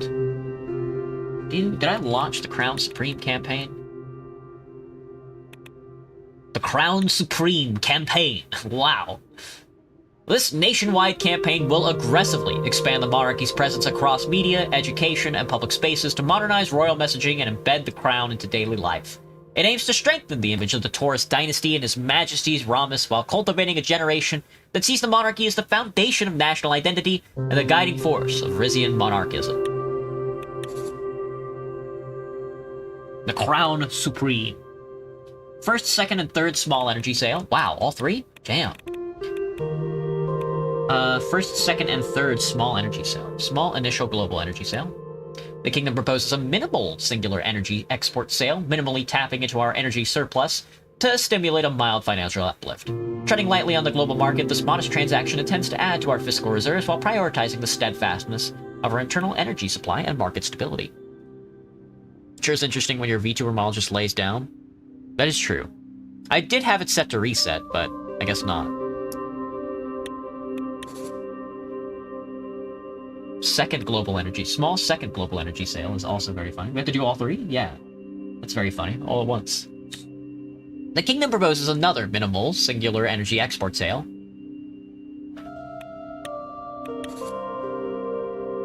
And then, of course, a small third global energy sale. Sweet. We love energy, don't we, folks? Now I have to invest in the Callus Gold Mine. Envisioning a prosperous future, the council proposes the construction of the Callus Gold Mine, directly influencing Rizia's economic trajectory and reinforcing House Taurus through enhanced Valanqueer's investments. Although the prospective financial gains glitter with promise, concerns bubble up from the local vineyards, fearful of detrimental impacts on the renowned wine industry. The decree brings to light a pivotal decision, embrace a lucrative yet disruptive opportunity to preserve the tranquil stability of a fruitful land. Okay. Ramus Taurus University. This is an event later down the line that needs it. Train, 1 support, and 1 tank unit to keep our power projection on average. Alright. But let's go hunting. Send diplomatic envoy to Morella. In a bid to strengthen international relations and fortify alliances, it's proposed to send a diplomatic envoy to a nation of your choice. Pales, Whale, Dardia, or Morella. The success of this mission could lead to enhanced trade, cooperation, and mutual understanding. We shall send to Morella. Alright, we got a lot of news to read. We had some investments, man. Quite a few. That's 4 of these bad boys. Gotta go eat dinner, Blue Bear? Gotcha. I'm also thinking about taking a break here. We're at the 2-hour mark. I'd like to go for 3 hours today. I'm kind of having fun reading the book. New opportunities as Crown lands open. His Majesty's recent decree marks a daring step towards economic expansion, inviting private investors to develop selected Crown lands. This initiative opens the way for agricultural growth, industrial projects, and commercial ventures, unlocking untapped potential across the kingdom. Carefully managed privatization ensures responsible development that matches national priorities while stimulating economic progress. With entrepreneurs already expressing strong interest, the kingdom is on the edge of a new era of prosperity. As new businesses take root and infrastructure expands, this initiative will create jobs, drive innovation, and strengthen our nation's path of economic strength. The Crown Supreme campaign launches to widespread praise. Oh, thank you, Gamer Man. I'm a reader. I love to read. I love reading. I love to read, dude. The palace has officially unveiled the Crown Supreme campaign, a sweeping cultural initiative designed to expand the monarchy's presence in schools, media, and public life. Drawing on the proud legacy of the Taurus line, the campaign presents His Majesty Ramus as a symbol of unity and continuity in uncertain times. Public response has been overwhelmingly positive, with increased interest from abroad and a noted rise in patriotic sentiment. While some within the nobility expressed cautious restraint, the campaign signals renewed confidence in the Crown's leadership and vision for the nation. Energy exports to increase minimally. In an effort to slightly boost the treasury, it was announced that the kingdom is exploring the possibility of selling off a small part of our gas surplus to interested global partners. A specific partner is still to be found, but several nations have already expressed interest. During the press announcement, it was especially stressed that only a small surplus will get sold. In order to not endanger Rizia's domestic supply, it was also highlighted that only one stable partner will be sought, and that no reckless sale will take place. New gold mine near Callus, Valanqueers to benefit.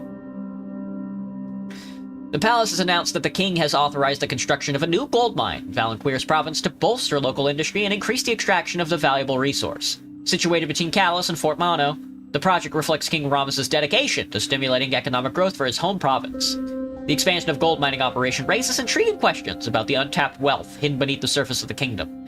In any case, this new mine will truly expand on the golden part of the Golden Kingdom. A cultural push. Gay. Well, excuse me. Observers across the Mercopa are watching Rizia's new Crown Supreme campaign with interest, noting its clear intent to centralize symbolic power around the Taurus dynasty and His Majesty Ramus. The campaign, which spans media, education, and public exhibitions, is seen as a calculated effort to reinforce the monarchy's role in shaping civic identity amid shifting domestic currents. While the initiative has reportedly bolstered national morale and improved the kingdom's image abroad, some analysts interpret it as a preemptive response to elite fragmentation and rising popular demands. As Republican and socialist ideas continue to gain ground across the region, the Crown's strategy stands out for placing royal continuity, not radical reform, at the center of its national vision. Did you just burp out gay unintentionally? Gay. Of course. Rizia's kingdom has announced to Mercopan nations that it's looking to step up its exports of gas. The country's looking for regional partners to sell to, intending to improve its diplomatic standing through the trade of one of its most valuable resources. Resources. Its most valuable resources. There's Terrador. Oh, the gas field expansion is taking fucking forever, dude. I'm out of gas, man. 17 fucking budget, though. Hell yeah. Cedric Rifle arrives in Morella. Famed diplomat Cedric Rifle has arrived in Cavette to lead our country's diplomatic mission to Morella. During his stay, he will visit various political and economical leaders, as well as a tour of the country in an effort to improve relations. Verdia? Where? I want to play Where. I want to play Where City, dude. Solmimer! How are these guys doing? Oh, Ewald Alfonso is still president. That's funny. Ewald. Hey, it's me, Ewald. Outskirts of Isa City. Les outskirts de Isa.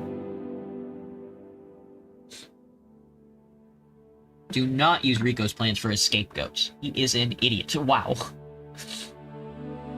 After months of promises and scheduled conflicts, Vina and I were finally on our way to visit my cousin, Rico Torres, at his palace in Isa. I'll finish this chapter and then I'll take a break. Might take a while though, actually, now that I'm looking at it. The city's main road was straight and impossibly wide, a relic of Marquean times when the city was a major trading center. I waved out the car window to the crowds of citizens lining the road. Up ahead loomed the domed library of the university. I noticed most of the people who had come out to see us were native Rizian, even on the streets of the city's Wezhek quarter, Little Raklowitz. Vina suddenly tapped me on the shoulder. Father, look over there. In front of the university library, a construction crew was hastily pulling a sheet over a large object.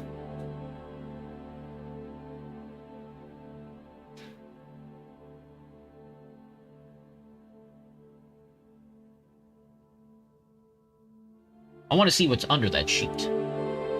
We came to a halt. My guard exited the car and ordered the workers to remove the sheet. It was one of the statues I commissioned earlier in my reign depicting the Taurus lineage, my father, myself, and Vina. All our heads had been chopped off.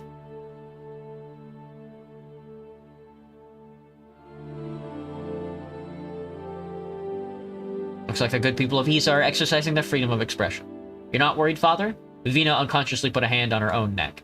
I wonder if Rico wanted us to see this. He's trying to crack down on crime here, isn't he? What better excuse than sedition against the royal family?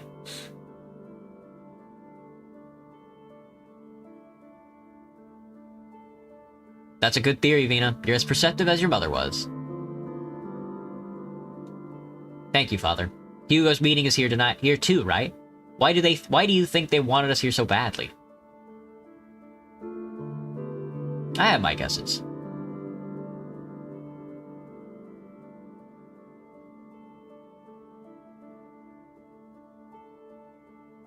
I can't even remember the last time Cousin Rico and I properly spoke. When we were children, maybe? We rode on until we reached Palace Sezon.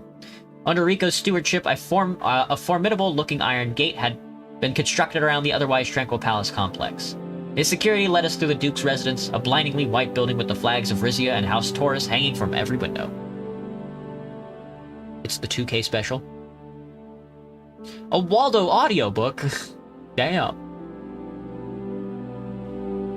We walked up to the doors. As soon as the guards opened them, a pair of long-nosed Rizian hunting dogs raced towards us, barking. Pet the dogs. Bella, Bruno, sit. Both dogs promptly sat at attention, still as statues. I heard the sound of boots on tile as my cousin Rico approached. He was wearing an olive green tweed jacket and a flat cap. He gave me a quick bow of acknowledgement, then knelt and kissed Vina's hand. I was struck by his transformation from a gawky, insecure teen to a broad-shouldered, preternaturally confident young man. Welcome, my cousins. It has been far too long. Greetings, your grace. I trust father informed you of today's plans. We leave for the woods in an hour. Wait, what? Hugo appeared from behind his son, a sheepish look on his face. Your first hunt as king. I wanted it to be a surprise.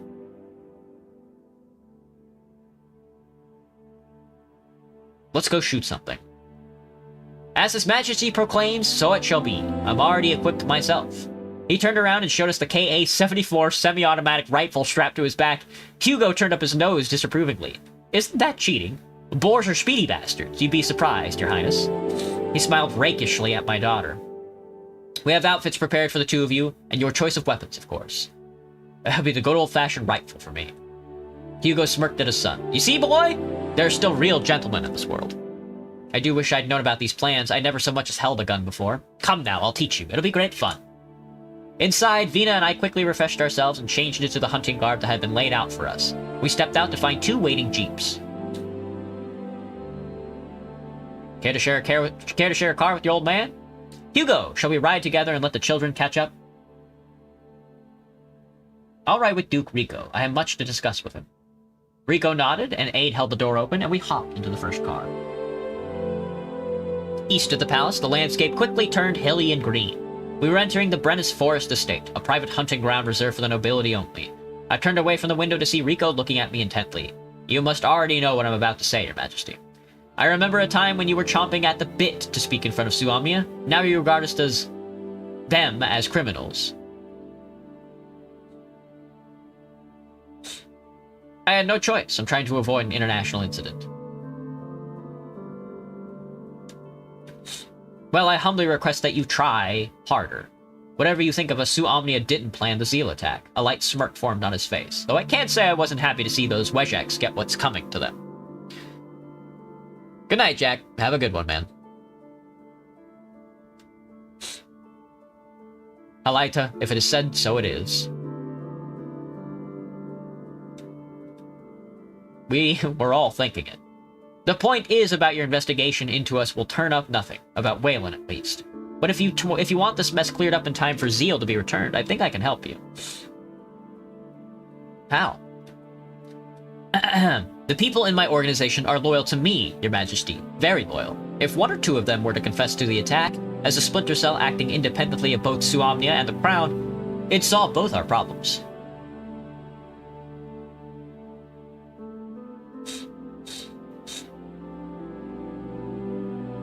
bold suggestion, Your Grace. Would you expect anything less of the Duke of Isa?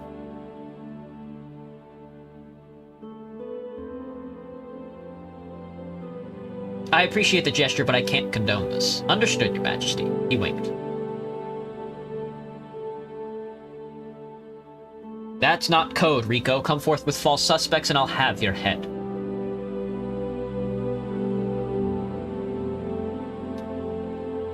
Oh! Well, never mind then. Rico looked away for a moment. The woods around us were growing denser.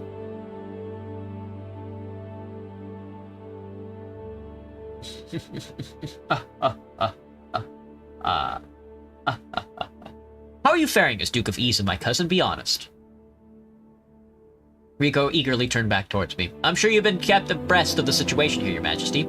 The drugs, the violence, the open resistance against our government. It's concerning indeed. What can I do to help? I'm glad you asked. I've heard that in times of emergency, police from the Rizian Central Forces can be placed under individual leaders' direct command. I petitioned your War and Security Counselor for such a transfer, but she refused.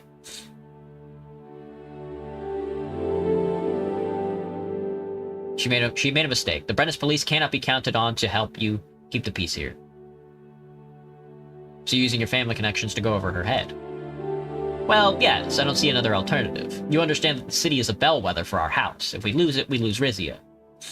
I'll send you the petition when we both back at home. I trust you to do what's best for our city. We pulled off the road and continued some distance on a dirt path that wound through the pines. We came to a halt at the mouth of the grassy clearing with gently sloping sides. Hunting blinds lined its perimeter. It vaguely resembled a gigantic serving vessel. At last, enough politics talk. We disembarked and Rico eagerly unlatched the back of our jeep. Bella and Bruno hopped out and started sniffing the air. Got the scent already, my dears. Must be dozens of boars out there. The other car pulled up next to us. Hugo and Vina got out, still in conversation. So you see, Your Highness, knowing how to aim and fire a gun correctly is useful royal skill as knowing how to hold a salad fork. Ever step on a pine cone? No, that sounds awful, though.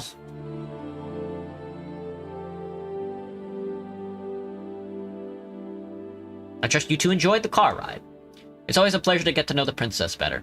He waved his son over. But I've bored you enough. Your Highness, I believe Rico is going to show you the ropes. I would be delighted to, if the king permits.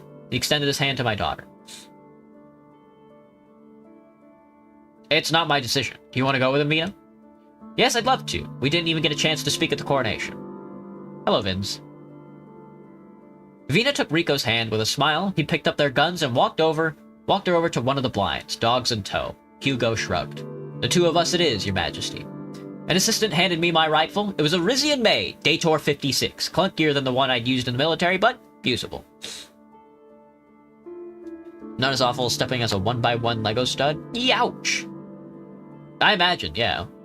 My son may aim for quantity, but men like us know quality is key. He locked and loaded his own data rifle. Its stock had a gold embossed bull on it. We climbed up into the hunting blind opposite of Vina and Rico's position. And now we play the waiting game. There's a long stretch of silence, punctuated only by the chirping of birds and the occasional bark of Bella and Bruno in the distance. I may not like Rico's hunting methods, but his dogs are second to none. They'll drive the boars out in no time. Rico's a shrewd kid, takes after his father. You're too kind. He calmly aimed his rifle towards the glade. So you'll consider him as a marriage prospect for your daughter, then? Shockingly enough, the thought never crossed my mind.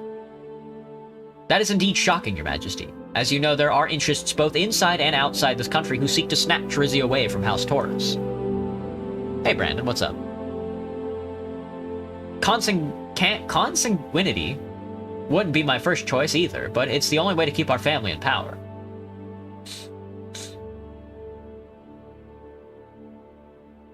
The right alliances can make us more powerful than blood alone, and the wrong ones will doom us to history's dustbin. As your uncle and your advisor, this is my advice. You may follow or disregard it as you choose. Just then we heard a rustling sound coming from the woods. Bella and Bruno found their quarry. A group of boars raced into the clearing, the dogs nipping at their heels. Working in tandem, they forced their prey into the lowest part of the glade. Looking through my gun sight, I fixed my crosshairs on the group. I'll shoot a boar. I took aim and pulled the trigger. The largest boar fell to the ground, the others scattered in all directions, squealing. Well done! As I turned away to reload, I heard a service of rapid-fire bangs coming from Rico's direction. I looked back out the blind to see the ground littered with dead boars. Not very sporting, if you ask me. By the end of the hunt, I'd racked up 4 kills, Hugo had 6, and Rico had a dozen. He and my daughter were deep in conversation as they climbed down from their blind. Liza this, Liza that. I'm telling you, if the Wayland Civil War had happened while grandmother was still in power, she wouldn't have set out the welcome mat. No, Liza would have honored Rizzy and Wayland's long history of cooperation and shown compassion for those who suffered. You naive little girl, everyone in Mercopa wants what we Rizzians have. The Wejik saw a chance to get it, and they jumped on it. He flung his gun on the ground in frustration. I'm afraid your daughter didn't shoot a damn thing on today's hunt, Your Majesty. She was too busy distracting me with her nonsense opinions.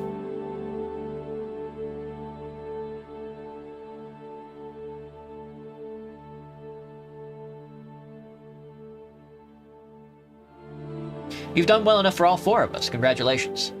He seemed to collect himself for a moment, then smirked. Thank you. You didn't make out too poorly yourself. We posed for photographs next to the boars we'd killed. The assistants began packing everything away. We'll eat well tonight. The chef at Palace Saison does an excellent braised boar with wine. Rico, Vina, why don't you two take a ride ahead and notify the kitchen staff. His Majesty and I will be right behind you. Vina gave a pleading look.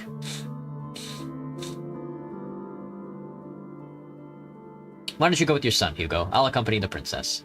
Hugo raised an eyebrow. As you wish. Come along, Rico. Vina silently thanked me as Rico and Hugo departed. We climbed into the second jeep and headed back to the palace. Dinner that night was indeed delicious. Yummers!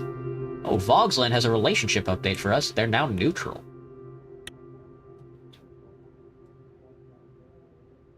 More like Vogs come. United Catania's SSS monitors Geopolitico's Kyo office. In a move that has sent ripples through international journalism circles, the State Security Service of UC has commenced surveillance on Geopolitical's Kyo office. The scrutiny, publicly denounced by Assistant Secretary Tokzintli Ayatake, betrays fractures within the Catanian government, with a decision by Chairman Meleniev drawing fire for its implications on press freedom. This act of state oversight signals an ominous trend in UC's treatment of the press, raising alarm bells about media liberties and transparency within the nation. Global tourist destination. Influential cultural projection. Portrazon? The Rizia Imperii Businesswomen's Association highlights gender pay gap. A new report released by the Rizia Imperii Businesswomen's Association, the RIBA, reveals that despite the great strides our kingdom has made for women's rights, inequality persists in the job market. Men still earn significantly more than women, a gap that the RIBA report suggests can be surmounted with the help of the government intervention. Got it. Didn't I want to take a break? Yeah, I do. Let's take a break. You got the game music, it's chill. Just chilling? Very good. Very good indeed. Oh, well, I mean, I guess I could play that music. Well, BRB. Burb, a burb, a burb, a burb.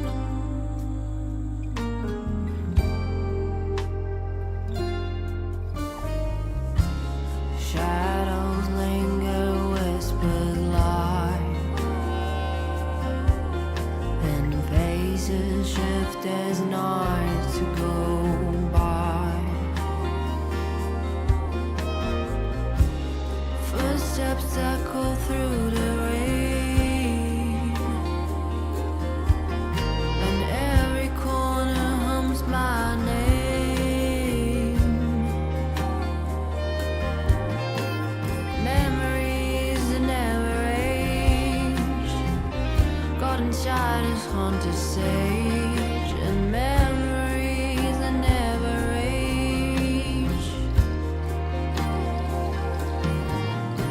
Footsteps echo through the rain, and every corner hums my name. What the fuck? The hell kind of music is that? They got people singing? Evil. Evil. Weevil, like the Pokemon. What's up, gamers? You'll be quick. Alright, break taken. Stretched. I did a nice stretch, got some more water, took a BP. I took a pistol. Alright, let's see, what else? I'm like out of money and it looks like I need to invest in stuff, so I'm kind of scared what's gonna happen. But maybe not. Maybe not. Maybe not. Maybe it's an authority check. Stats check. Surge in tourism revenue. The kingdom's reputation as a safe and enchanting destination has led to a significant increase in tourism. This boom has subsequently boosted treasury revenues, presenting a unique opportunity for economic advancement. The economic windfall presents an opportunity to allocate these newfound funds to the treasury. Tourism boost the treasury. Hell yeah. Okay, never mind. King visits... Oh, the king's visit to Monteclar. Bro only loves instruments. Anticipation runs high in Monteclar as the townspeople gather outside the fortress, which has been temporarily closed to prepare for King Rames's arrival. Accompanying the king is the Royal Counselor of War and Internal Security, Lucita Azaro. Meanwhile, General Carlos Robles Azaro is planning an inspection of the adjacent Camp Domos, ensuring all preparations are in order. Point Dart. Oh, there's Cardes. Cardes is a border town. What the fuck?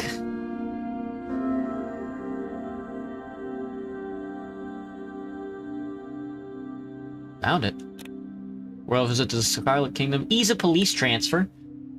We want to deny the request for more police. Duke Rico Torres of Iza has requested the transfer of additional police forces to his direct control to crack down on the recent upswing in crime. These reinforcements would be drawn from the federally controlled Central Police Headquarters in Rizia Imperii. Deny the police transfer.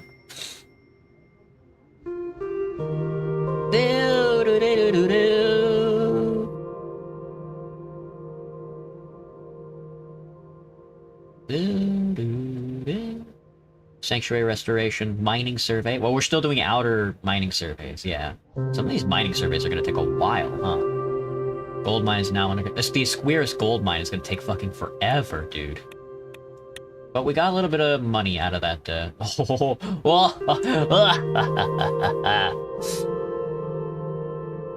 Look at that fucking income. My energy is shot, though. That's crazy. Alright, royal visit to the Scarlet Kingbird Festival in Salabas City. Saebus.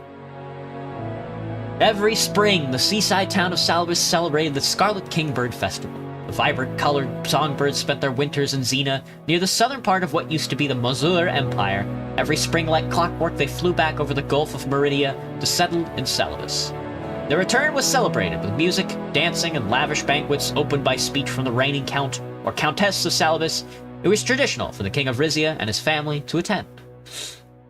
The sun hung low in the sky over the Arena Salabas, a 100-year-old open-air venue perched directly on the beach. Vina and I sat waiting in the royal box as cameras flashed in our direction. My daughter impatiently tapped her fingers on the arm of her chair. We hadn't spoken much since Iza. Don't worry, it'll start soon. The program announced a special guest. I wonder who it will be. Look, over there, by the way. She pointed to a cluster of buildings a little further down the coastline. In the middle of it rose a spire covered in scaffolding. It looks Das Nurist. I wonder if that's the sanctuary the Grand Wiseman was asking for. I hope it has good security. Sal was right. Everybody deserves a space to worship God in their own way. A fanfare sounded from the pit orchestra, and a dark-haired woman stepped on stage. I recognized her as Leona Saison, Countess of Salabas. Ladies and gentlemen, it is my great pleasure to welcome His Majesty King Rames and Her Highness Prince Vina to our humble city. We have another special guest here today as well. It's been 25 years since my beloved cousin Angelica was sent into exile. Like all Saisons, I hold out hope that someday the king, in his infinite generosity, will bring her back to us. Perhaps the Saison matriarch has been punished for long enough. Vina nodded. She craned her neck to get a better view of the stage.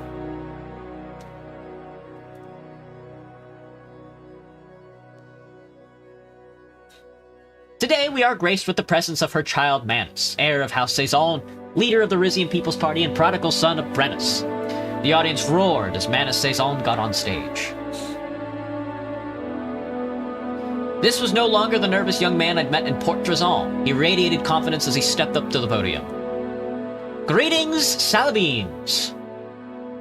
He waited for the applause to subside, then held up a hand for the audience to listen. The entire arena fell silent. The story of the Scarlet Kingbird is a story about trust. Every year, this tiny feathered creature travels thousands of kilometers to reach our shores. He doesn't know what perils await him on the way to his destination, nor what sort of welcome will await him there. Yet he flies on, because something deep within his soul compels him to do so. An inner voice that tells him, this is your home. The kid's got charisma. Shh. Vina glared at me, then turned her full attention back to the man on stage. And what of those who wait for him? They have no idea where he's been, or how he knows to navigate to this exact same spot each time. Still, they gather here, scanning the skies for the first sign of his return. As if on cue, a solitary bird came flying towards us from over the horizon. Its plumage was bright red. A tear rolled down Manus's cheek. Trust is the only way. It's the only way any of this works. Even when we're given no reason, even when our faith is tested over and over. A second bird followed, then a third. It's only when we place our trust in one another that we are able to find our way. The audience gasped as the sky over our heads filled with hundreds and hundreds of kingbirds, their crimson feathers magnificently lit by the setting sun. Have you ever seen anything so beautiful?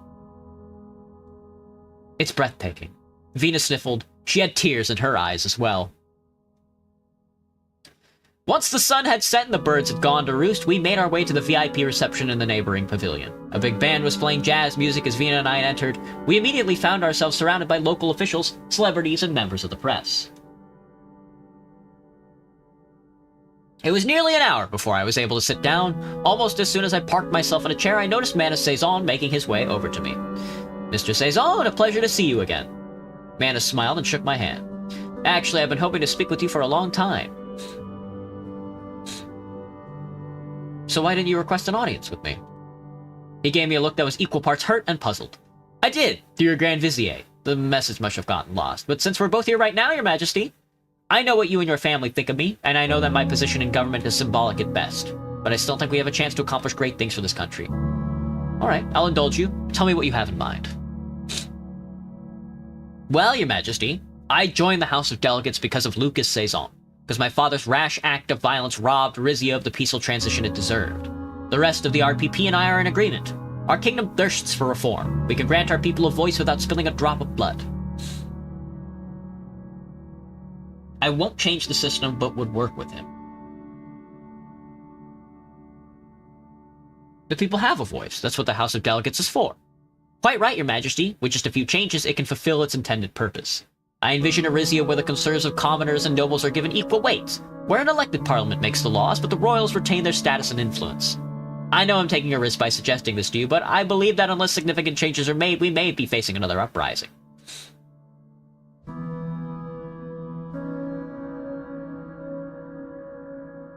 You have absolutely no intention of doing away with the monarchy? Manus shook his head hurriedly. As I said, I'm not my father. Another revolution would damage the country and endanger what's left of my family. There are factions within Rizia that have other, more radical ideas. The RPP and I are keeping them in check for now. Hello, Maria.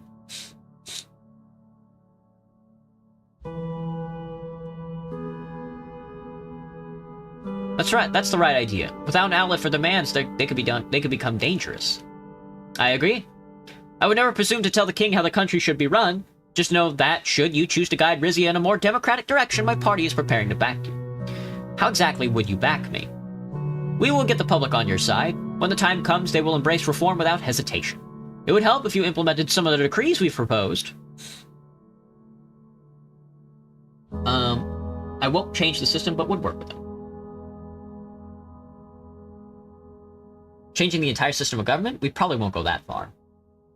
A tentative smile appeared on Manus's face. I understand, Your Majesty. Of course, my party would be thrilled to have your ear. It would be an honor to see you at the next House of Delegates session. I'll be there. I'll see what I can do. With a smile, he stood up and pushed back his chair. I've taken up enough of your time. If you'll excuse me, I'll freshen up my drink. He turned around to head to the bar and came face to face with Vina, who was returning to our table. Her face was slightly flushed. Oh, excuse me, Mr. Suzerain.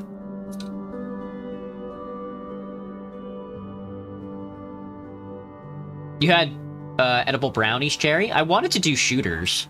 They make, I'm not really into smoking, but I told some of my coworkers, and they were really excited for some fucked up reason that they would love to smoke with me, and I'm like, I'm not really into smoking, but I wouldn't mind doing, like, edibles. They have little liquid shots that you can take, apparently. But I have no idea about all that stuff. It's hard for me to walk into a smoke shop because they're so cringe looking. Nothing to excuse, Your Highness. I hope you're enjoying your time in Salabas. I was just speaking to the bartender. He's still trying to get the rest of his family out of Dardia. I told him I'd see what I could do. Manus smiled warmly. That's very noble of you, but there are thousands like him, and not all of them are lucky enough to catch the Princess of Rizzi at a benevolent moment. We've got to tackle the problem at the root, not by granting special favors. Vina ignored my remark. Your speech was beautiful, Mr. Suzerain. Actually, it reminded me of an essay of Queen Liza from '83. On social contracts, yes, that one was inspiration. Sometimes edibles are disgusting. I can imagine. What were the others? The band began playing Sweetheart of Ventry City, an upbeat tune that had recently reached us from Arcasia. You know what? Tell me after this dance. She took a step closer towards Manus and extended a hand towards him. He looked at me questioningly. One dance, then we go home. Vina beamed, Manus took her hand and rose from his seat. Wait, this is faster than the dance I've been learning. Do you know the steps? As a matter of fact, I do. I'll walk you through it. He led Vina out on the dance floor. Cameras flashed as the two of them started dancing. I wondered if the photographers were capturing the look in my daughter's eyes. It was the same one her mother had given me during our first dance together. Oh, they're so cute together. Oh. I need to invest in the Rhombus Taurus University. Construct me.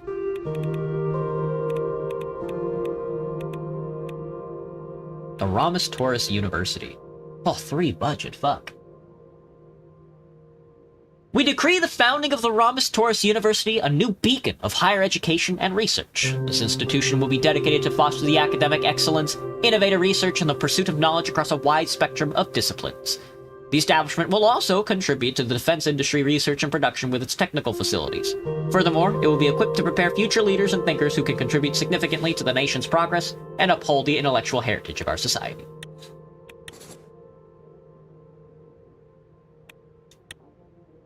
Alright, and then we need to train 1 support and 1 tank unit to keep our power projection on average. 1 tank and 1 support unit. 1 support, 1 tank. Where the fuck did I get an armored division? To keep our power projection.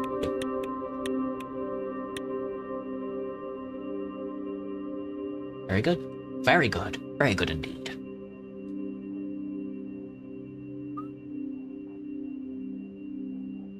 Lodge the shot's needle into your arm. Oh, crack cocaine!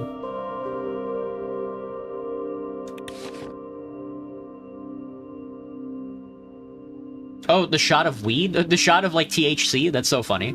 That's like a funny idea of shooting up, like, THC. Rufus Graggs, Royal Gossip, Vina's Dance at Last, not reading that. Suzerain Air gives speech about trust, but can he be trusted? Don't care. New university, dedicated to King Rhombus Taurus's intellect. In order to encourage the growth of a new generation of intellectuals, scientists, and engineers, the king has authorized a new university to build in his honor. Located in Port Chazon, academics around the country have rejoiced at the prospect, praising our king's towering intellect and incredible foresight. Rumors about the inauguration ceremony for when the building is completed have already started to circulate, with great thinkers from across Barcopa expected to be on the invite list. Oh, President Walker boosts welfare, faces economic challenge. President Dwight Walker's decision to expand Arcasia's welfare spending through deficit financing has delivered mixed results.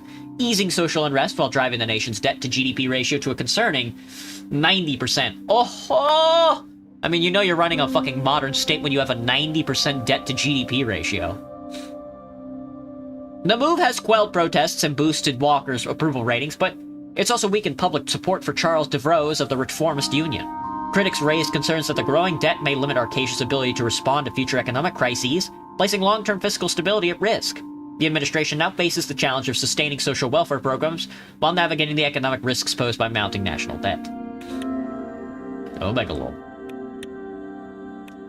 Rizian Oil and Gas continues assessment of new gas field. The Rizian Oil and Gas Corporation is continuing its assessment of the newly discovered gas field off the country's coast. Tentatively nicknamed Aureus, in cooperation with Polynesian scientists, a team of geologists has begun seismic surveys to determine the field's exact borders. It is expected that the surveys will be completed within the next several months. Indeed. Monteclar? Golcondas pilgrims demand access to the Morellan border. Allow the Golcondists passage. A considerable congregation of devout Golcondas pilgrims from Dardia and Morella have congregated at the Point Dark border crossing, seeking entry into Rizia for their sacred pilgrimage. Allowing these pilgrims to cross into Rizia could boost global image as a bastion of tolerance and compassion. However, these groups may intend to visit holy sites that are currently restricted under our laws. Allow them passage. Okay, done. Give Lucita permission to send an intelligence operative to Pales.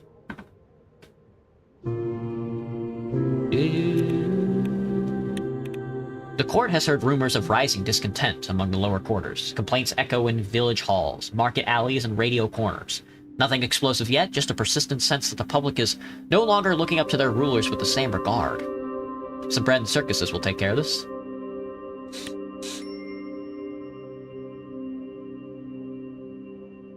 The Ramos Taurus University. This survey's almost done, and so is this one. I think next term we'll get it. Imagine being named Dwight Walker. Yeah, man, that really couldn't be me. Kind of embarrassing. Let me fix my camera. I think that's the thing that's putting me to speaky. Put it directly on my stupid face. Alright, Rusty, what do you want, man? On the banks of the Zopna River in Bronaz stood Palace Virana. Almost as opulent as my own palace, it had once served as a summer residence for my ancestors, the Rubaz family. Today it was the home of Rosello Rusty Montaro, the CEO of Rizian Royal Gold and the wealthiest commoner in the country. I stepped out onto the deck of the Rizania as the yacht approached the palace's private dock. Hugo and Elna were already there, gazing out at the grounds. I can't believe what I'm seeing. Palace Verona without its water garden is no palace at all.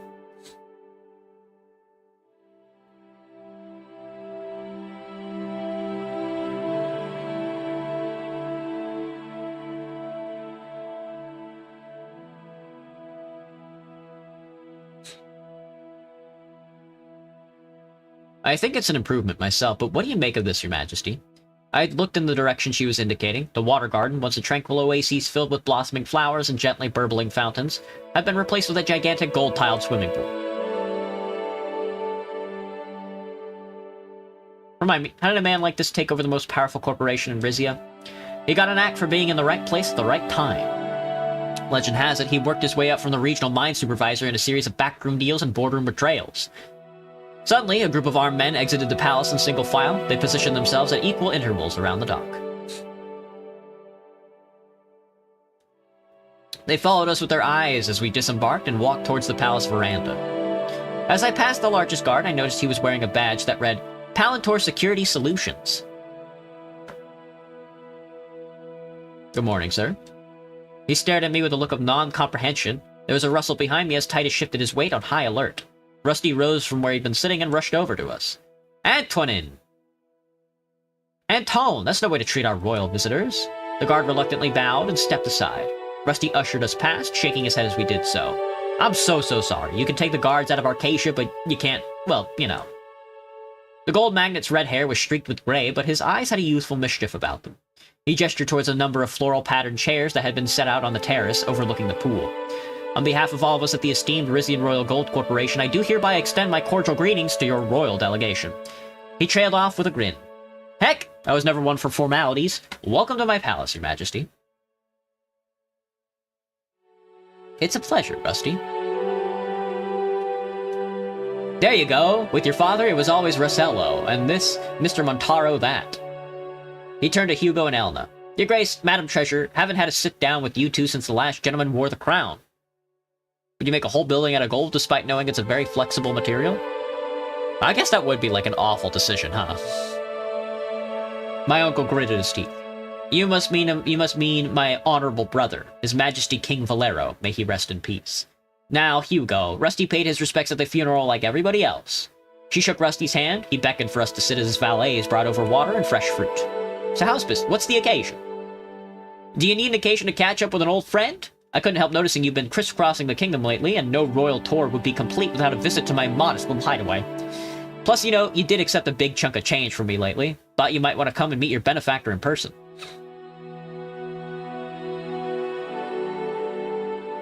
Yes, thank you for your offer. You'll get your repayment in due time.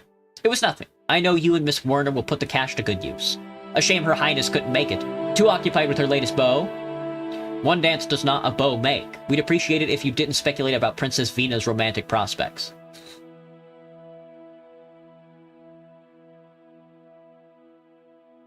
Agreed. My daughter is a private person and her love is strictly off limits.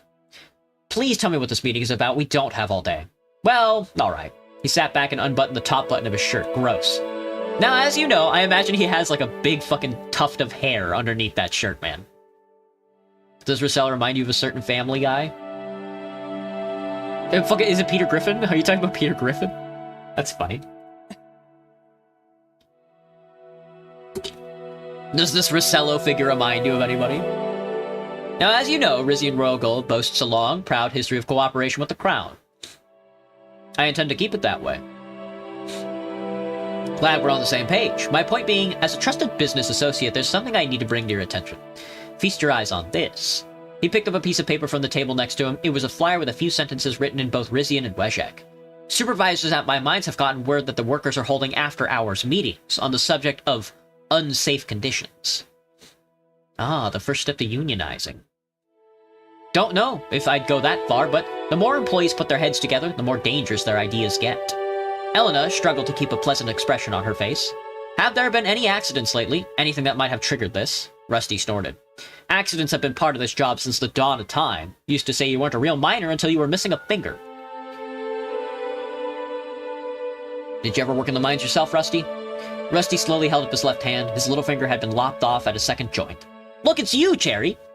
First week on the job in Argno, thought I'd save some time by fixing a blockage in one of the ore processors. Reached right in, and wouldn't you know it, it started working again. But I did blame RRG for my own boneheaded stupidity. Your Majesty, I did not. Hugo cleared his throat. Do you have any request of His Majesty, Mr. Montaro, or you merely invited us here to complain? Not complain, warn. This is about more than just a few disgruntled miners. Rumor has it that the RPP's picking up the cause.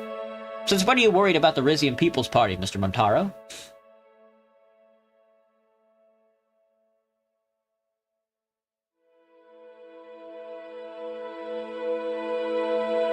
I can better their situation in an instant. He's right to be worried. With Mana Sazon in charge, the party could become a real threat.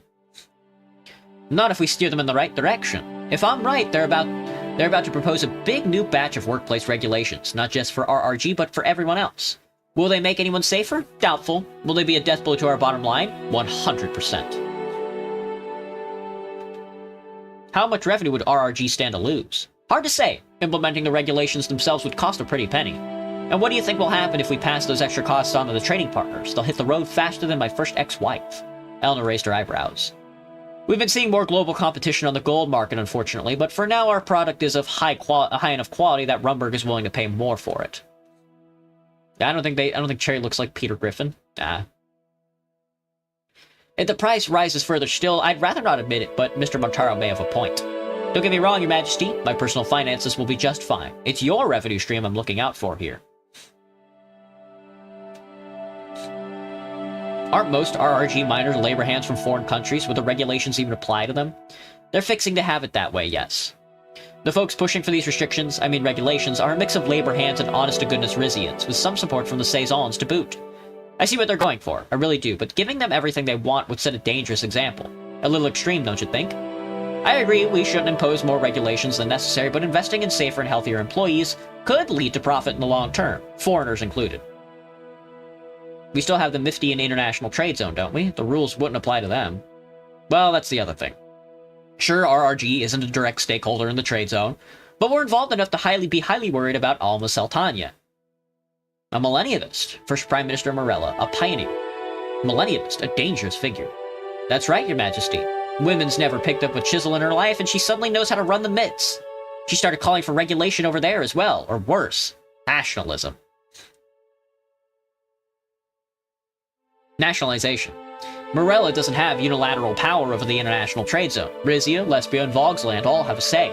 And guess which one of those Miss Sultania has been cozying up to on the subject? If she and Hegel get their way, Rizia will either lose its mining rights, or our boys will have to pray to Millenniev before going to work every morning. No matter what, our revenue from the region takes a hit. And the CSP will claim another victory. The political aspect isn't as concerning to me as the loss of access to our most important mines. We have to keep a close eye on this. The company will rebound when we get Zeal back. We'll see about that, Your Majesty. 25 years ago, that little nub of land was home to some of the fattest gold veins in my company's ever found, but Nur knows what shape it's in now. Callus, on the other hand, is looking very promising. That survey of yours was a stroke of genius. That said, the more unnecessary requirements we have to meet the extract gold, the less of it you get to keep.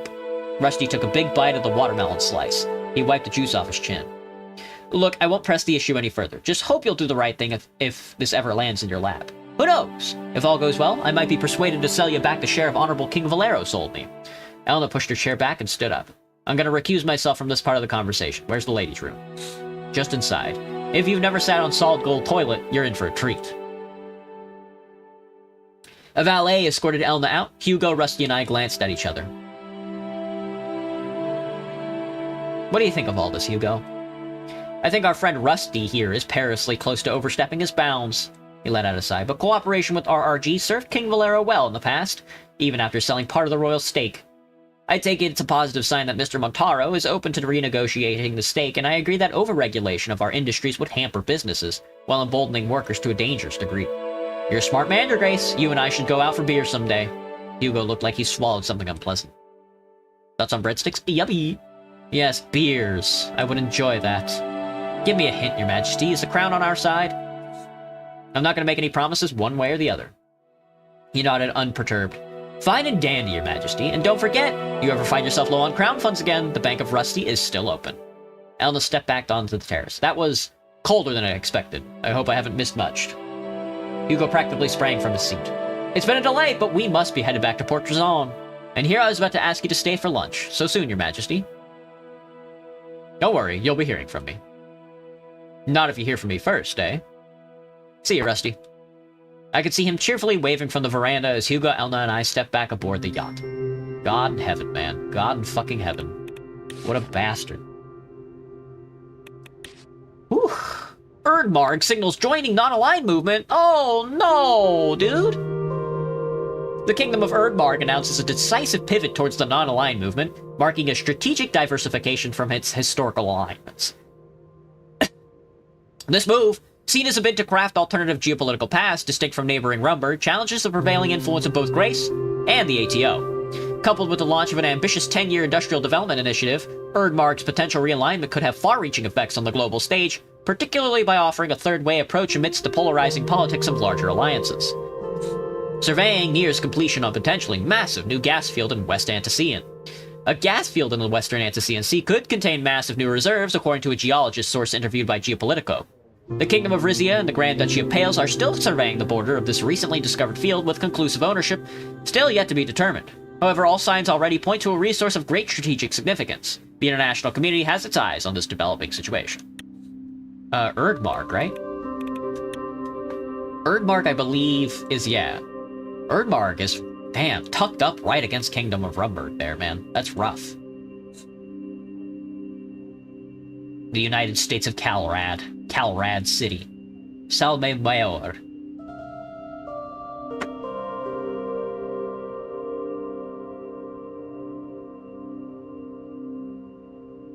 A nourished Republic of Dardia. Montecala. Royal visit to Montecala. House Azaro governor. A royal visit. A royal visit. Ah, the royal visit.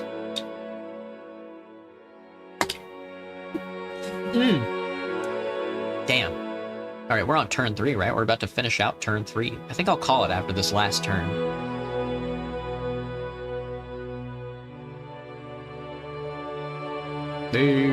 Give Lucita permission to send intelligence operatives into Pales. Interesting. The formation of the map reminds me of a certain era.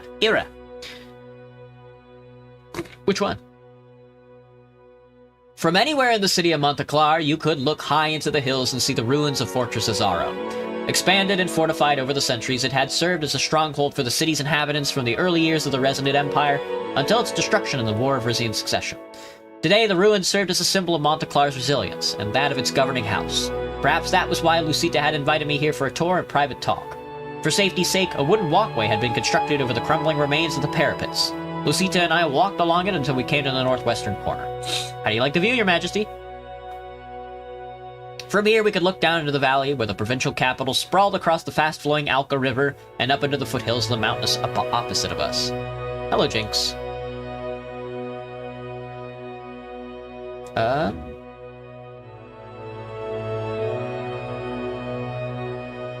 I remember it well from my military days. I've come here as a child, as an army recruit, and as a duchess. It's always different, and always the same. The fortress was closed off for our visit, but a crowd had gathered just outside its walls. We waved down to them, then turned away, following the walkway towards the former armory. Our aides and guards stayed a respectable distance behind. Not even the Amarchians could destroy this place, you know. Only when Rizia's noble families turned against each other did it finally fall. She paused and turned to face me. It took years for the Azaro and Taurus families to repair their bond. I hope our houses will remain harmonious through your reign.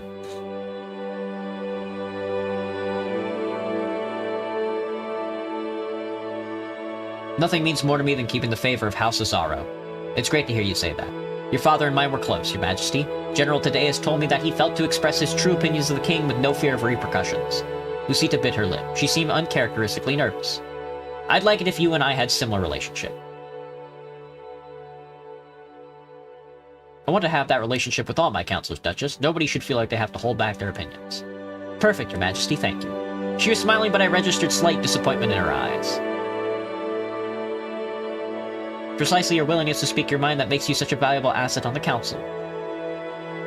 I'm pleased to hear that. She stared out at the surrounding mountains before turning back to me. So on the subject of speaking my mind, my house and I had questions regarding your recent meeting in Salivas. Sources say you were quite deep in conversation with House Cezanne's heir.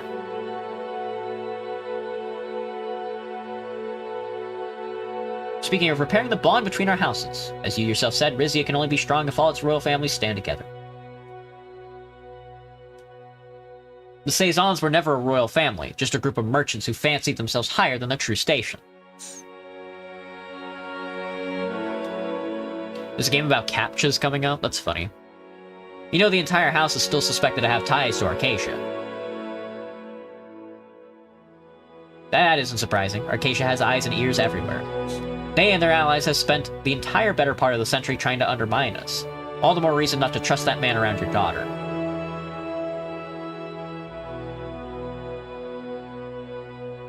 Thank you for your advice. Perhaps I'll require assistance with this in the future. I'm just looking out for national security, as is my job. We had come to a small grassy patch in the shade of the fortress' southern wall. Lucita gestured for me to sit down. I had one more thing I wanted to bring up while we were alone. When I took over my father's position in the Royal Council, he gave me a trove of his old files. Wedged between the standard purchase orders and internal security reports, I found this. She reached into her pocket and unfolded a thin square of paper. On it was a map of Pales. Overlying the outline of the Grand Duchy were arrows, diagrams of tanks and battalions, the hastily scribbled instructions. Some of them were in my father's handwritings. Look at the date, 1949. So they were plotting another attempt on Pales. That's not surprising. Had this been attempted, it would have been a complete rout. All glory to King Valero, but perhaps it's fortunate that he died before this could be carried out. But yes, better he died rather than order more soldiers to their death. Then again, it's possible they never intended to execute this plan. It could have just been idle daydream. His dying wish was for me to take back the lands we lost, but I'm no conqueror. It's an outdated concept, invading territories based on centuries-old grudges. Of course, my family would disagree. My province never got over losing our access to the sea. But I don't see any merit in taking back Pales, at least not for historic reasons.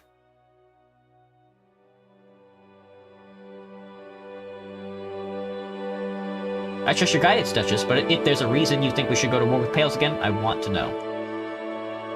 She looked away. I don't want to sound paranoid, but with Lesbia's in ATO and Morella becoming closer to Vogg's land and the CSP, I do wonder whether our neighbor will get swallowed up in superpower conflict. That's a legitimate worry. Look at what happened to Wayland in the 30s. Arcasia and United Catania nearly destroyed it by proxy in a rush to gain access to its oil. And now Pales may be sitting on an even more valuable resource.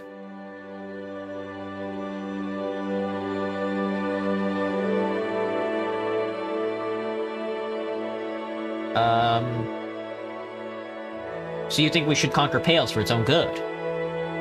Conquer is such an old-fashioned word. Think of it as a chess game. Sometimes it's best to remove certain pieces from the board before it's too late. That doesn't mean I think we should attack Pales again. Using diplomacy to get them on our side would be a more effective tactic. I know that. I've been aiming for diplomacy this entire time. If we get into a dispute over the new gas field, it may be more difficult to stay the course. If you wanted me to, I could send a task force to Pales to monitor the situation more closely. I wouldn't even need extra funding. Your expansion of the Golden Guard has created a few redundancies in our intelligence division. Yeah. Do what you need to do.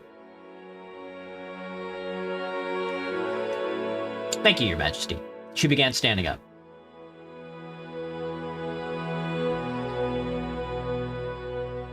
I appreciate you coming to me with all this. Please feel free to express your unfettered opinions to me in the future.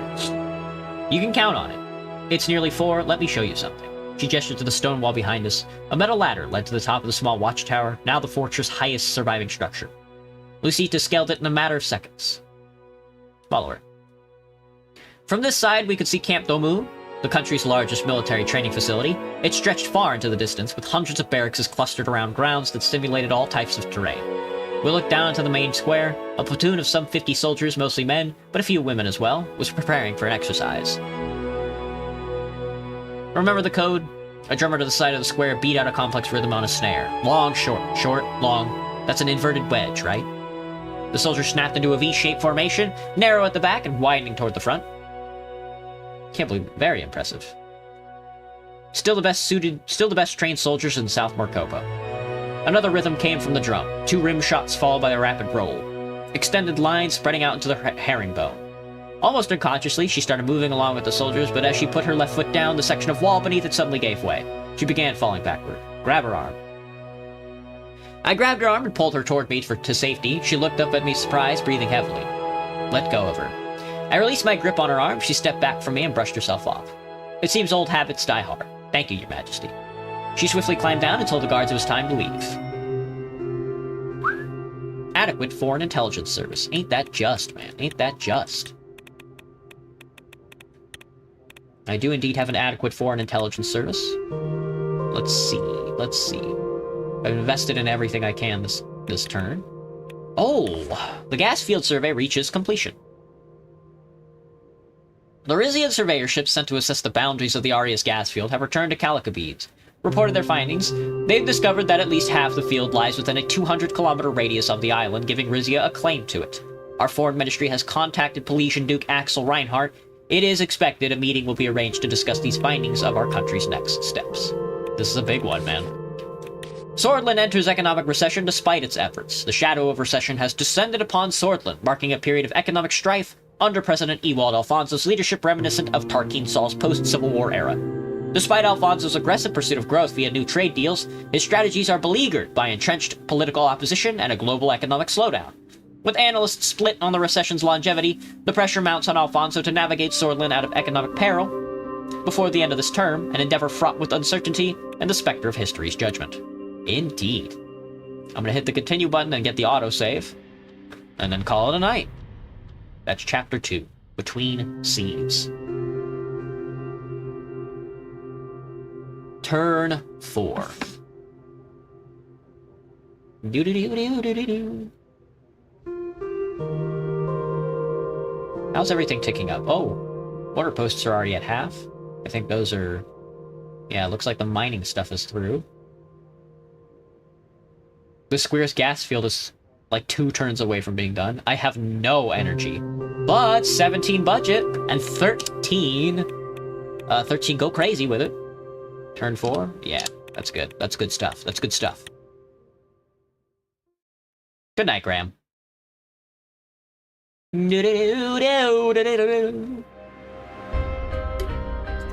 Oh, I cannot wait for the 3rd country, man. I can't imagine where it's gonna be, but this is gonna be...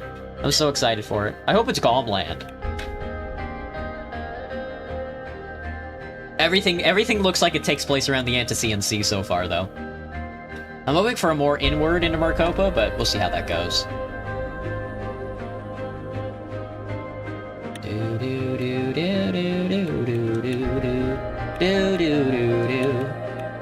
We'll see. We'll see, man. We'll see how it sorts out. I'm hoping it gets done by the end of this year, though. Next song, next song, next song. Alright, everybody. That was Suzerain. I don't know what we're gonna be playing tomorrow. I don't think we've beaten any games recently, and I would like to switch up the schedule a little, because we've been doing the same schedule for the past, like, 3 weeks now, so... I do want to put Lunar Ascendancy. I have to put Esoteric Ebb on there, but we're getting there. I mean, slowly but surely. With that being said, I hope everybody has a good night. I will see everybody tomorrow. God of War 2, Cherry? Nah, no shot. Garden Warfare 2? Maybe. Maybe we'll do that. We'll see. We'll see. I'm not sure. I'll think about it. Yeah. That's a good suggestion. Bye, guys. Have a good night.